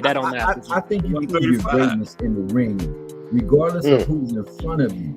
As long as these people are on your level, he just needs to get in the ring with people whom people consider on their level. Like you said, they say Devin fighting old folks. That's true. These cats are old. They say Tank fighting younger folks. That's true. They're younger than Tank is. However, the only problem that I really have with them saying anything about the age is like you're saying Tank's too old to have not fought anybody. You say Tank only fights Mexican fighters. If you look at the 3 people that being compared to one another, all of their resume is littered with Mexican fighters or Latin fighters. So you can't just throw that on one person and excuse it for everybody else. It's like you can't excuse it if Tank is doing something for everybody else when you're holding everybody else to a different standard. So like, I don't want there to be I want it to be parity throughout the whole thing where everybody is on the equal measure. So Tank needs to get in there with people who they say he is afraid to fight. He has been ducking. He's been doing all this because like, I don't believe any of them are afraid to get in that ring. I think some of them don't want to lose that oath, but I know they're not afraid to get in the ring. Otherwise they wouldn't be getting in the ring. So no, I don't think he needs to fight anybody at 140. Good afternoon. Fight people who are at his level or skill-wise. I can respect that. Yeah, or at least perceived to be better, so that when you see him fight and work against them, then we can fully get a dap, whether he gets his dap or not. Because hell, they said Mayweather resume wasn't all that great, and that Mickey Freaky fought everybody. Hey, we got about 10 minutes. Let's get Coach in there really quick. See what he got to say. No, I just want to respond to B3 question. Right, you said that. What was the B3? I think you asked. Does he have to go to 140 to prove he's great? Yeah. Yep. I would like to see him do it. I would like to see him have a title at 135 and 140 and defend them both. That would be some shit. But I'm not saying he has to do it. If he chooses to stay at 135, I just want to see him beat 3 top level fighters. One of them got to be Shakur. Pick your poison. The other 2. I don't care who it is. Some up and coming dudes. Frank Martin, Moritaya. Just 3 top notch dudes at 135, and I would be satisfied. No, see me, I definitely want to see that Shakur fight, and I don't care if it happens at 135 or 140. If he's gonna fight some of the young bucks, I would like to see it be Moritaya. I would like to see it be what's his name? The one who didn't want to fight Shakur for the price that he was offering. Frank Martin. Frank Martin. Frank Martin. I would like to see. I would like to see Abdullah Mason. Like fight. I don't know if Abdullah is ready right now, but I mean, you know, if it's going to be one of the young bucks, I want the best of the young bucks because I believe Abdullah Mason is the best of the young fighters. I'll say this though. I pardon me. I didn't mean to cut you off. My bad. Oh no. But I was just gonna say, like, man, I'm not gonna discredit anything that Devin did against Regis because I honestly thought Regis would muddy the water to make it a little bit more a winnable fight for him. I didn't think he would try to go out there and try to box that Devin. You're not gonna beat him at a boxing matchup, especially him. And Devin handicapped him in the fight, and Devin took the fluid out of him. Boy, you gotta give him Jack for that. Yeah, he took the fight. He took the fight right out of him, man. Yeah, my bad. What it do, Remo? What's good, player? Cool, my guy. What's going on, Remo? What's on your mind there? Remo? Ain't nothing. I'm just listening to y'all fellas. Hey, you gotta answer that question for us. Do you think that Tank should solidify his greatness? Should fight at 140? Fight some of these guys at 140? But I think those are the fights. So I Who? would like Me? So, No, Remo. Well, I answered it. Yeah. I said no. Eventually, he gonna have to. Yeah, I think he's gonna have to. Because now he's become a prize fighter. And the problem with becoming a prize fighter is getting the big bags and the big names and the pay-per-views. All of the names that are at 135 besides Shakur is not going to get him what he's looking for as far as the big paycheck, the attention from the casuals, the storyline. All the storylines have gone up to 140, unfortunately, and he's a natural 135 guy. If he goes up to 140 and you take care of business at 140 as well, it makes him a damn near anomaly. So, you know what I mean? I don't know if the A-side allow him to catch weight or rehydration rules him at 140, but he might be at a disadvantage in most of the cases, but that's where the money is at. So let me ask you this, or anybody can answer this. Do y'all think that Delos, either Tank versus Telo Santos or Tank versus Frank Martin, either one of those fights is like the risk is not worth the reward, or do you think either one of those would be good fights for Tank to for Al and Tank to make? I'll say who names? Delos Santos and who? Delos Santos or Frank Martin. I don't think they're risk at all, to tell you the truth. I honestly don't. And I mean, I don't think either of them have what it takes in their catalog to actually stymie Tank enough to get him discombobulated where he would be frustrated and don't know, where he would look pretty much like Regis looked right there. Not to say that, you dominate him, but that you have him to the point where he has no counter to whatever they present to you. Like, I think the biggest mistake on Tank Davis is the fact that all he has is power. I mean, he has great feet. He has excellent parry game, feint game is on point. It's like his jab, it's only there to calculate where you are, but it's also there to counteract your jab. He's always measuring and manipulating your jab with his jab, but it's also a range finder. He closes distance very sneakingly and surprisingly. And on top of that, he works the body. I don't know how, they present anything given their lateral movement, given their ability to establish distance, given their ability to make fighters. Although I did say that Frank Martin did a wonderful job against the one guy, making him miss. Like, he didn't get enough credit in that fight because he didn't look so good in that fight. But That guy was tough. That guy was on him. Yeah, he was on him, but he was doing some good work defensively. But I don't. And De Los Santos, hell, it's his job to go get Shakur. It's not Shakur's job to let him get him. So you gotta cut the ring down. You gotta force him into it. You gotta run him into your punches. You gotta trap him, and he couldn't set no traps. He stood there and pointed in the middle of the ring. Like, how do you win fights pointing down to the middle of the ring? I don't understand that. So I think it's good fights.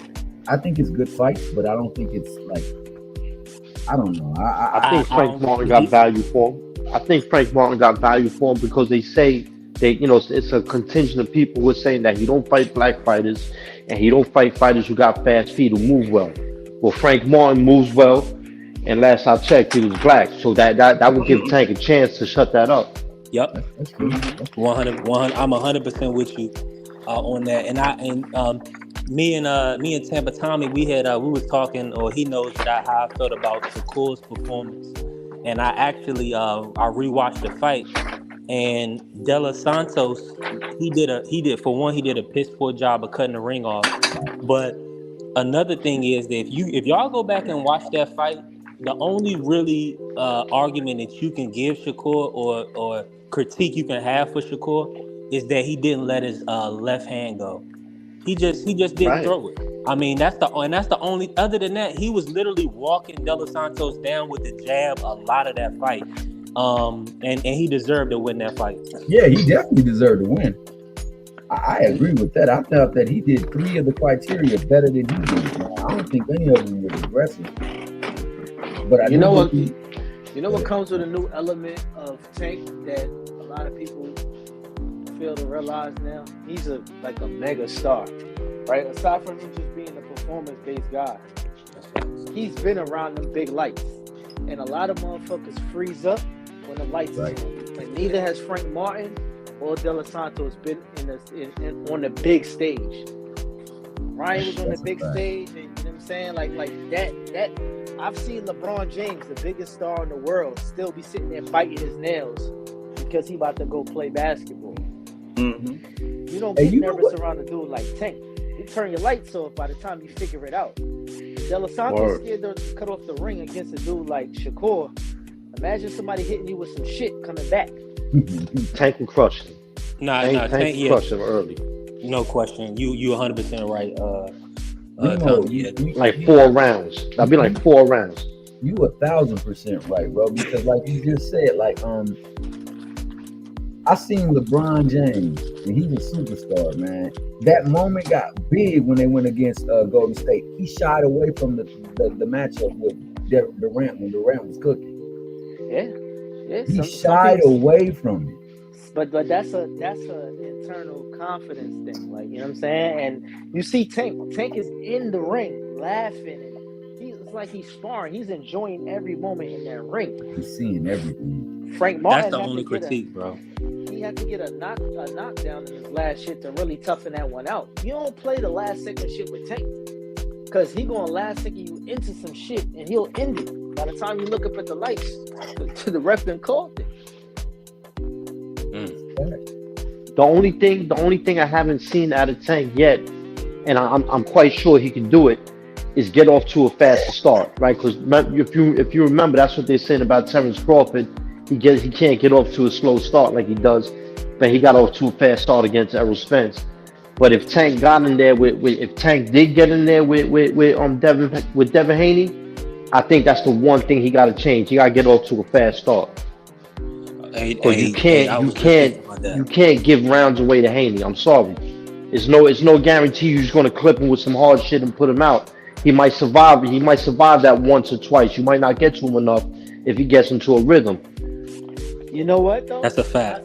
I say on that though, Tank does start off late. Like he starts off slow. I guess air quotes slow.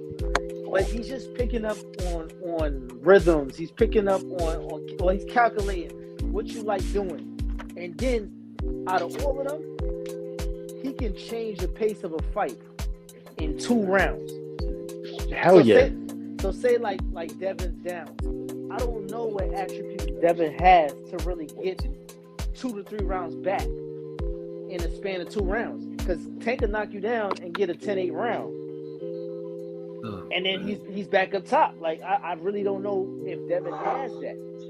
The only thing I say to that real quick, Remo, is that Devin, he can keep his distance. So a lot of times with judging, that sometimes they'll score your ring generalship. So as long as Devin not getting touched, if he's throwing his jab out there and he's not getting punched on, people, you know, he can get that round. He can clean a couple of rounds like that as long as he keep his distance.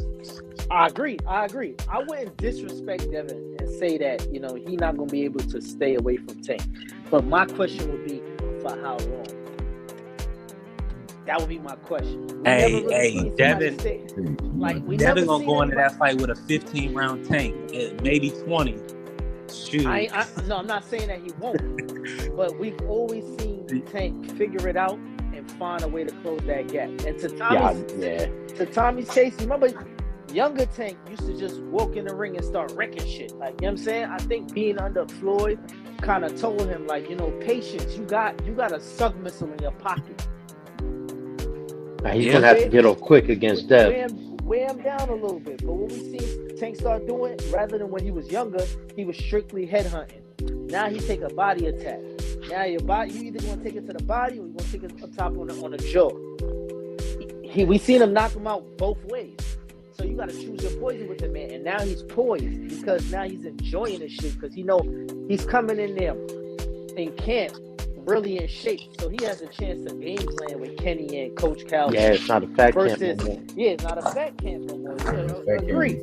Now we got a chance to work on the details of who we fighting. It's an issue, man.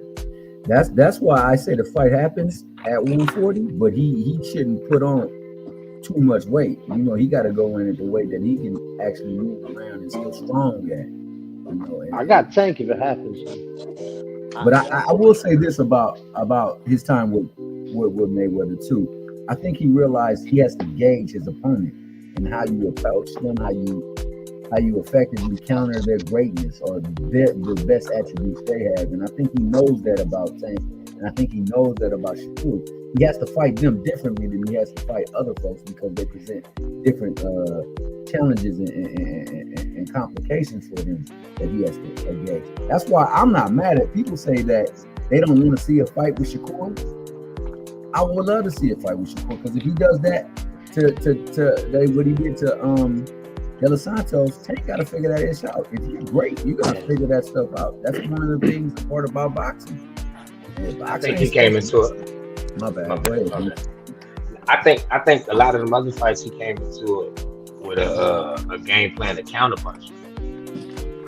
A lot of those fights when he's starting slow and looking at people, I think because a lot of them, if you pay attention to them, they've been strong punchers. They've been power punchers. Broly can punch, Pitbull can punch, Santa Cruz was a puncher, Brian got the left hook. I think he came in with a game plan that I'm just gonna counterpunch and work with shot that way. I don't know. You know, the game plans make it, I feel like when he said it out his mouth, he's like, yeah, it'd be fun fighting because I'm gonna go get him. And when y'all talked about starting fast, starting slow, Bud always started slow. But when that competition level went all the way up and he was getting ready to be his biggest fight, he turned it up, stepped on the gas starting out. It's not that he couldn't. I just believe those was his game plan. Right, I agree. Fight. I think Tank came out with a counterpunching mentality in a lot of these fights. These other guys they don't box that great, but they can crack. And let me just sit back and let them make a mistake, and I'm gonna send them on their way.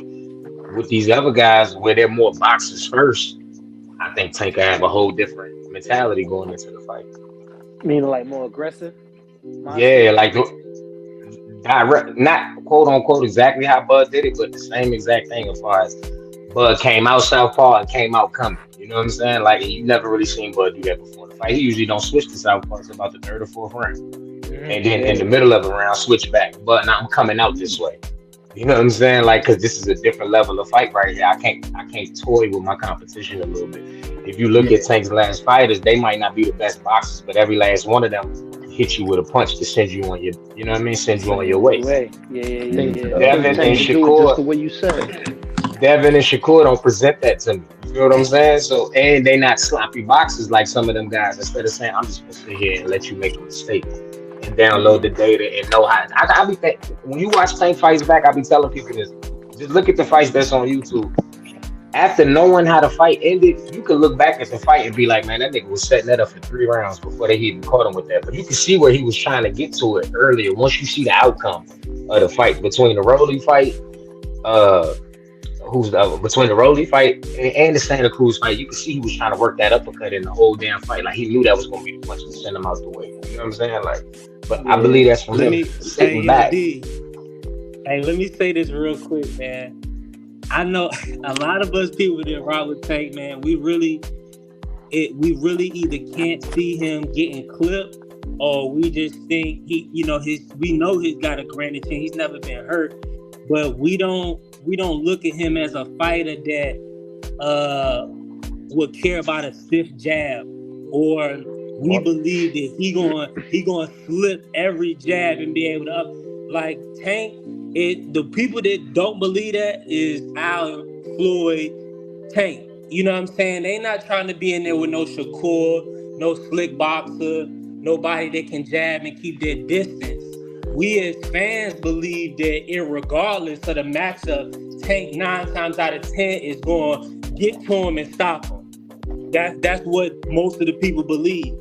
But at the end of the day, he got to prove it. That's the whole point. That's why they got to make the matchups. He got to show that he can walk Shakur down. Come on now, how many of y'all believe that Shakur ever gets stopped in his career? How many of y'all can just stand and say, "Oh, I see somebody just maybe stopping Shakur one day"? Nobody. I see Tank stopping him. I see Tank stopping him. It's one thing Tank does real different though, man. You see what I'm saying? But that's not reality. The reality is De Los Santos. If you know what I'm saying, if Shakur stay in there and exchange with De Los Santos can knock him out. Anybody can get knocked out. So it's the reason why these matches is not happening is because, you know, the dude that we don't think got no power can drop somebody. That's all I want to get off. Go ahead. Yeah. It's just one. All right. It's one point I wanted to make about Tank. It's one thing he does superbly, and we see this in every one of his fights. As soon as he chooses to, he makes that ring very small for you. You got nowhere to go. And I think he does that by choice. And as D for the Win was saying, that he could choose to turn that on earlier without being a reckless brawler. He could turn that on earlier, and I think that's what he would have to do against Devin. And I want to see him fight Devin at 140. No hydration clause, none of that. I would love to see it straight up. Tommy, I'm with that. You know, the only way I think that happens is if there's give and take on both sides. So, like, let's say you do that, but you actually do it for the fighter's purses. Like, winner takes both purse. I know that fighter get married, because if you're that confident that Tank ain't nothing but a power puncher, then hell yeah, I'm gonna beat his ass. I'm gonna do what I did to Regis, to him. And likewise, if you confident that he ain't presenting nothing to you that's gonna keep you off of him, I'm about to take that one. So I'll take him out no matter what way he comes in. I believe with that, and then that will generate the fanfare, like Remo was saying too, because now people are investing in it because it's for all the marbles. Yeah. And Tank, supposedly he's scared, so he ain't that scared if he gonna go put his whole dang money on and he gonna fight this dude at a being much bigger than him. Because let's face it, man, Devin Haney probably should be fighting at 54. Yeah, but they never gonna fight for no winner take all. That would be bad business. So you know, he's big in that ring. Hey, I'm gonna say this as somebody that rock with Tank, man. I really like, you know, just how he get down. If he don't fight none of these big dudes, I can't trip. Tank is 5'5". Let me say this, but if he fight, he could still fight Frank Martin. He could still fight Shakur. He could still fight Inoue, possibly if Inoue want to move up and take a chance and do it, it'd be great. He could still fight some of these, you know, guys that's more his size. If he's not gonna fight Devin, I mean, it is what it is. He's 5'5" on paper. Remember that. On paper, he's 5'5". All right, so what you think he is, then, D? I mean, I'm just saying. You know how all sports do, nigga. If he's 6'1" on paper, you see him in real life, he's 5'10" and a half, 6 foot. You see what I'm saying? Like, they say he's 5'5". They say he's 5'5". He could be 4. I'm gonna be honest with you, D. In my personal opinion, I'm a novice. I'm just gonna say that out of the gate. If Tank was 5'7" and a half, I A lot of dudes wouldn't say his name. A lot of dudes wouldn't say his name. They probably would have been clipped Devin unless they just don't want to give him the opportunity. I mean, I'm gonna hold him to what he said. He said Devin is who he wants. You can't get Devin at 135. What you can get is a ring that's normal size, not no big size, so they can move all the way around. What you can get is, hey, I can take your whole portion of your purse. Let's fight for that. You can get that. Yeah. So who? Come on, man. We gonna make T.O. We gonna make all these dudes do these stipulations. They just come on, man. Ain't nobody ever gonna do it in the history of boxing. Knocked out by Tank. Don't they? Didn't they earn their pay? Come on, man. Ain't nobody gonna ever do it in the history of boxing. Hey, I feel what you're saying, B3, but this is the thing, man. You Tank ain't only thing Tank ever said about Dan was he ain't really cut like that. You know what Dad done called him? Shit, I'll take Tank versus Tio. He didn't call him a bitch. He didn't call him hoe. His dad didn't talk about his mom. His dad didn't talk about his dad. Talked about the people who've been father figures in his life. With Kenny and Calvin, you know what I'm saying? Passed out mug shots. I do think it's personal between them. So, you know I definitely think it's personal. I think Tank, you want to do it like that because hell, you've been saying pretty much I've been running from your ass for like 5 years. I've been running from you for 5 years. I've been scared of you for 5 years. I ain't been preparing for a fighter like you, but it looks like you've been preparing for a fighter like me. You've been trying to get accustomed to my type of style that I bring to the ring, but I'm afraid of you. So we can put everything on the line. You come in as heavy as you want to. I beat you, I take your bread. Only people get paid is your promotional team over there. And I guarantee you, people will tune in.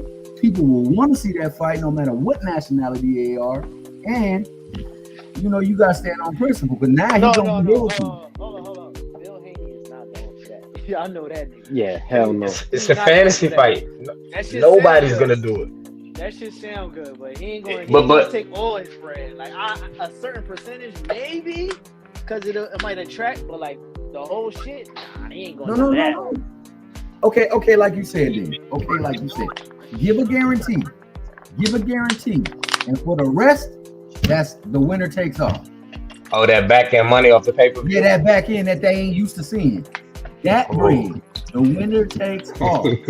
That's what they ain't used to seeing. You know, Ryan got 30. He got like 25 million of that stuff. That's why my man Bill out there screaming, you give me the deal you gave Ryan Garcia, and I'll fight. Ryan said he got 33 million for this shit. He said he got 30. Ooh. He got plenty of so how much did Tank come off with then? And they had a 60-40 split. Yeah, Tank had a 60-40 split. Sound pretty. Yo, you know what I would say though? Hey, let me say this, Remo. You know, these other guys, you know, Ryan, he could call Tank out his name. Remo, not Remo, my bad. Rolly, he can say whatever he want. He can call. I'm at work, so my bad if I talk out of turn. But you know, Rolly, you know, he can call Tank all bunch of this and that, and people laugh at it, people joke at it. You know what I'm saying? To try to build up or try to earn a fight, and it's all good for the promotion and building when they do it. You know what I'm saying? But if a brother call you out like Gary Russell been calling out for the fight for years, you know what I'm saying? He couldn't get the fight. It's not just Devin. So at the end of the day, ask your question, B3? Everybody had their tactics to try to induce. Hold on. Let me touch on that real quick, right? Yeah. What's the benefits of Tank really fighting Gary? Realistically, right? A while back, years ago, or now? Hold on. Let me cook real quick. Right? Tank is a 35-pounder. He's been at 30. He's been to 40. Gary is a career 26-pound dude. They didn't want to give him credit for Hector. They said he squeezed Ryan out. They said that Rolly was ready to go to the next, but he forced him to fight at 35. He's a career 26-pounder. For what reason other than ego and nostalgia of the neighborhood would he really get from fighting Gary? There's no reason to really fight Gary. Gary ain't a champion. Gary ain't taking a belt to say I'm gonna come up like Hector did. So why? Hey, with all respect, Remo, I'm gonna let you finish, but that we expect you to say that. You know what I'm saying? You from up top. Come on, man. Gary from DC, and he been popping his mouth. Listen. He never put himself in place. He never put himself in place to say, I'm going after Tank. He stayed at 26 his whole career. He's never fought further than 26. I wouldn't even talk to him, to be honest with you, except it being a neighborhood fight. And then he knocks him out. Let's say Tank sparks him out, right? In 4 rounds. He just came off surgery. He been out the ring, 2 years now? A year and a half, whatever it might be. What you gonna say about Tank? Because he fought him and not a Frank Martin or whoever's in line. Realistically, what would you say to that? Realistically, me personally, I'm gonna say he gave the people what they wanted to see. That's just me. But I know the haters gonna say that. Haters always gonna say what they want to say. That's why ain't no reason to fight Devin. You know what I'm saying? So that's just what it is. The haters always gonna say that bullshit that we don't give a fuck about. But if he knock out Gary, I'm gonna be like, damn, Tank is that dude. He gave the people what they wanted to see. You know he knocking Gary out, B3. You know he. Bruh, do y'all know how hard it is for him to just knock Gary out? Who the fuck? Y'all know who Gary Russell is? Y'all know Gary Russell. I know who Gary Russell is. Some of these run-of-the-mill dudes. Like, come on, man. I just know Gary Russell, 36 years old. These dudes down and crack one of these dudes. These dudes is boxers, man. It's a different style. How many times do Canelo knock these fighters out? B3. The nigga Gary was chasing Leo, right? Yeah. Leo had a bigger profile name than Gary. Tank folded that nigga like a lawn chair. No question. No question. I'm just saying. Just think about it. The nigga he was chasing damn near his whole career other than Tank. He done ran up on his daddy, all types of shit. Tank folded that nigga in the corner in front of his daddy.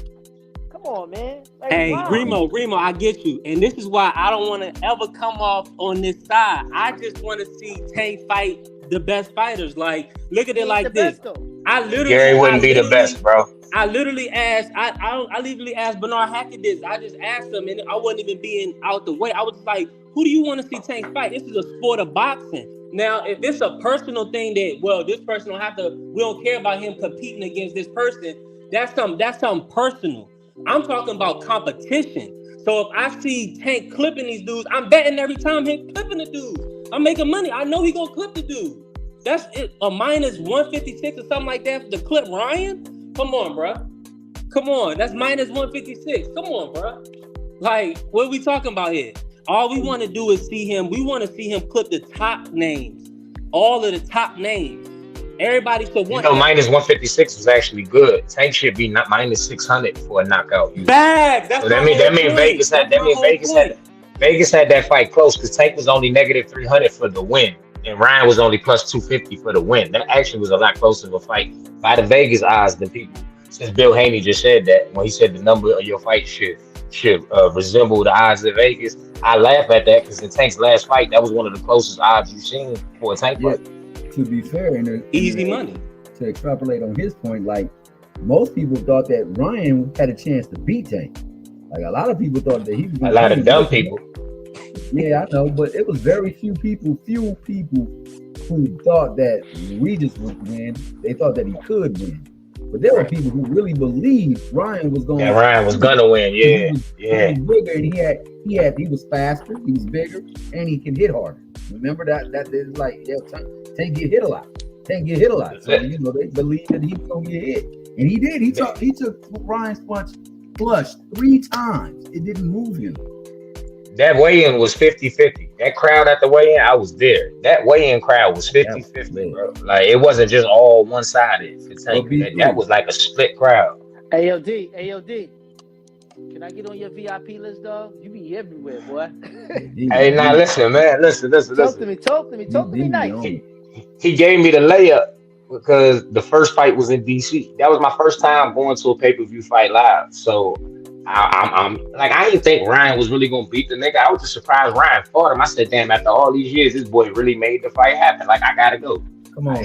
That's the one thing Ryan did do was make me. I said, I respect that he took. I be thinking a lot of these dudes say people's names with no intentions of ever getting in the box with. You You see Yeah, a what lot I'm of saying? them do, but you a real fan, so you know he wasn't gonna beat him. Nah, B3 but a real fan, I'm trying to get so on he the know that. VIP list. That's what I'm What's trying up, to Gravy get. Sir? Salute Hey, GP. the next Go fight in ahead. DC, man. Come on through. We down here, man. BP, Yo, are all you right, with me? bet. Say that. No, but We down. D actually from DC though. B3. I'm gonna let him cook on that thing you said earlier about the fight between. The only thing about Gary, listen, I feel you, B3. Gary got one of the best skill sets in boxing that you gonna see, as far as the skill set goes, right? But that man is little, bro. Like he's little in his body too. I'm not even talking about height. Tank is a short nigga, but he ain't little in his body. When you look at his torso, when you look at his actual body, his body don't match his height, kinda like. He can get thin, but like he'll destroy Gary, bro. He'll hurt Gary real bad, bro. And I think Gary will make it look good for as long as it lasts. But he gonna touch Gary with something. Like Lomachenko was hurting Gary, bro. Like, you see what I'm saying? Like, think about that. Y'all ever been to New York? I'm sitting on that, D. Appreciate you, man. I just feel like you still got. I still want to see them get it on, but I feel what you're saying. I can respect. Like, my thing is this. They got a fake narrative about Tank bringing Leo Santa Cruz up in weight. Like, people ignore the fact that Tank went down to 30 and took his belt. The only fight that Tank made come up in weight was the fight that he told you was a tune-up before the Ryan fight in Hector. But there's a narrative out of all people. They saying this little nigga is bringing people up in weight, bullying people, which is fucking ridiculous. But if he fights Gary, and that's what they do now with no real proof. Now imagine if he fights Gary, what they gonna do? That it hurts Tank more than it helps him. Plus, that fight is really only big for us in the DMV. It's not really big across the country. In my It's huge in the DMV though. It is. It's the Super Bowl for us. Yeah, but what he's saying, Tank is bigger than that moment right now. Like, maybe that was a little. Like he like the little nigga. Like, people come on and see him, man. I'm from New York. Come off of selling 1.2. You come off of selling 1.2. You looking for the next lick. You're not thinking about taking no step backwards in my opinion. Yeah, that's how he is though. He like a hood. Yeah. Like, yo, he popped out in Atlanta. Atlanta's like Black Hollywood. Like they like the bullshit out there. And he out there, like, you know what I'm saying, the nice cars and all that shit. New York, when he came out here, like, you know how New York environment, niggas start shooting, the clubs is crazy. Like, yeah, man, this is the type of shit that he enjoyed. People love when he come out here. We can't say, like, all right, first off, we can't even get no tickets because the shit gonna be sold out by everybody in the DMV area. We ain't gonna get that. Yeah, you ain't getting tickets for that one. You better get them during the pre-sale. You gotta have some people. That's a fact. You Like, better download AXS. You better download AXS.com. D for the win. That's the plug right now. D is definitely the plug. I'm telling you how to not get caught up and get your ticket double and triple by Ticketmaster. You get the original price. You gotta download AXS.com. And when them tickets go on sale on a Friday and they tell you pre-sale Thursday at 10:30, have your ass up at 10:30, because that shit really, like, the Tank and Ryan shit sold out in 45 minutes on that Thursday. Sheesh. As far as buying the tickets from the company that originally had them, yeah, they had tickets all the way up until the fight, but you paying the extra fee because somebody's selling you their ticket. That's why I went to the fight, because I got to pay for the price at the original, like what Showtime was charging or what PBC was charging. You know what I'm saying? Exactly. It's the people who sat next to me. It's people who sat next to me that paid time and a half, like overtime, like double and a half. I mean, like my ticket was $5, and the people that sat next to me paid $12. I was like, holy shit, I should have sold my ticket. You know what I'm saying? I was making money. I should have flipped that joint, but it was a dope ass weekend altogether. Now it's worth it. Like I said, Tank was minus 300, minus 155 for a knockout. You just bet and pay for the ticket off the bet. So you can go see Tank for free if you want to. So going back for that, man, I'm gonna say this: the fight is a skilled fight for sure, and I think Gary give him a little bit of work for as long as he's in there, and then like it's gonna go away. And then, like you said, he was falsely accused of bringing up Leo Santa Cruz. He gonna get crucified for going there and fighting Gary Russell. Even though bring him up two divisions. Knowing that, and this is the thing in that fight with Loma, the reason why he's faster than Loma, but he wasn't quicker than Loma.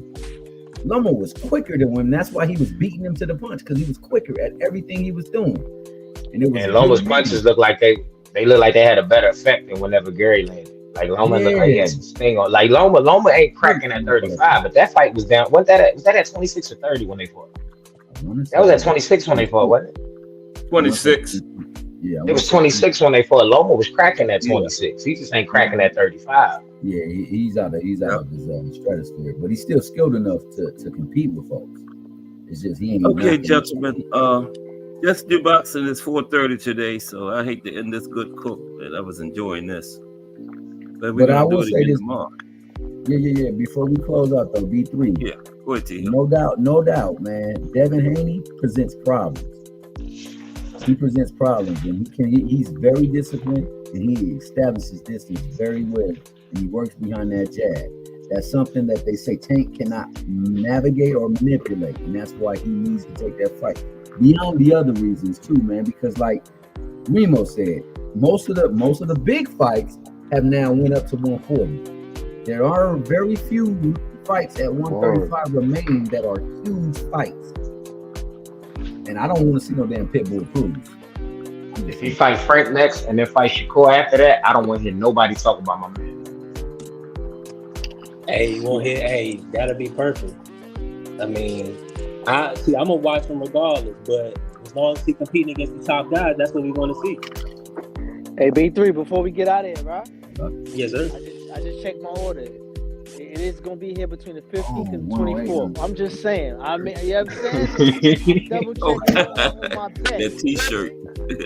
Yeah. It's on the way. I mean, it's been ordered. It'll be delivered. And I will get the picture to you. However you want to throw that around. You want me to throw promo. You know what I mean? But listen, my kids, they need gifts and shit. So call Mr. Bill. Tell him like, yo, he's a good dude. Man. Get him on the payroll. You heard? Okay, gentlemen. We do it again. All right, fellas. Tomorrow. All right, fellas. Okay. All right. Another good one in the books. Okay, Gregory Pratt, Mercedes J, Hardcore Boxing News, Remo B3, Flavor.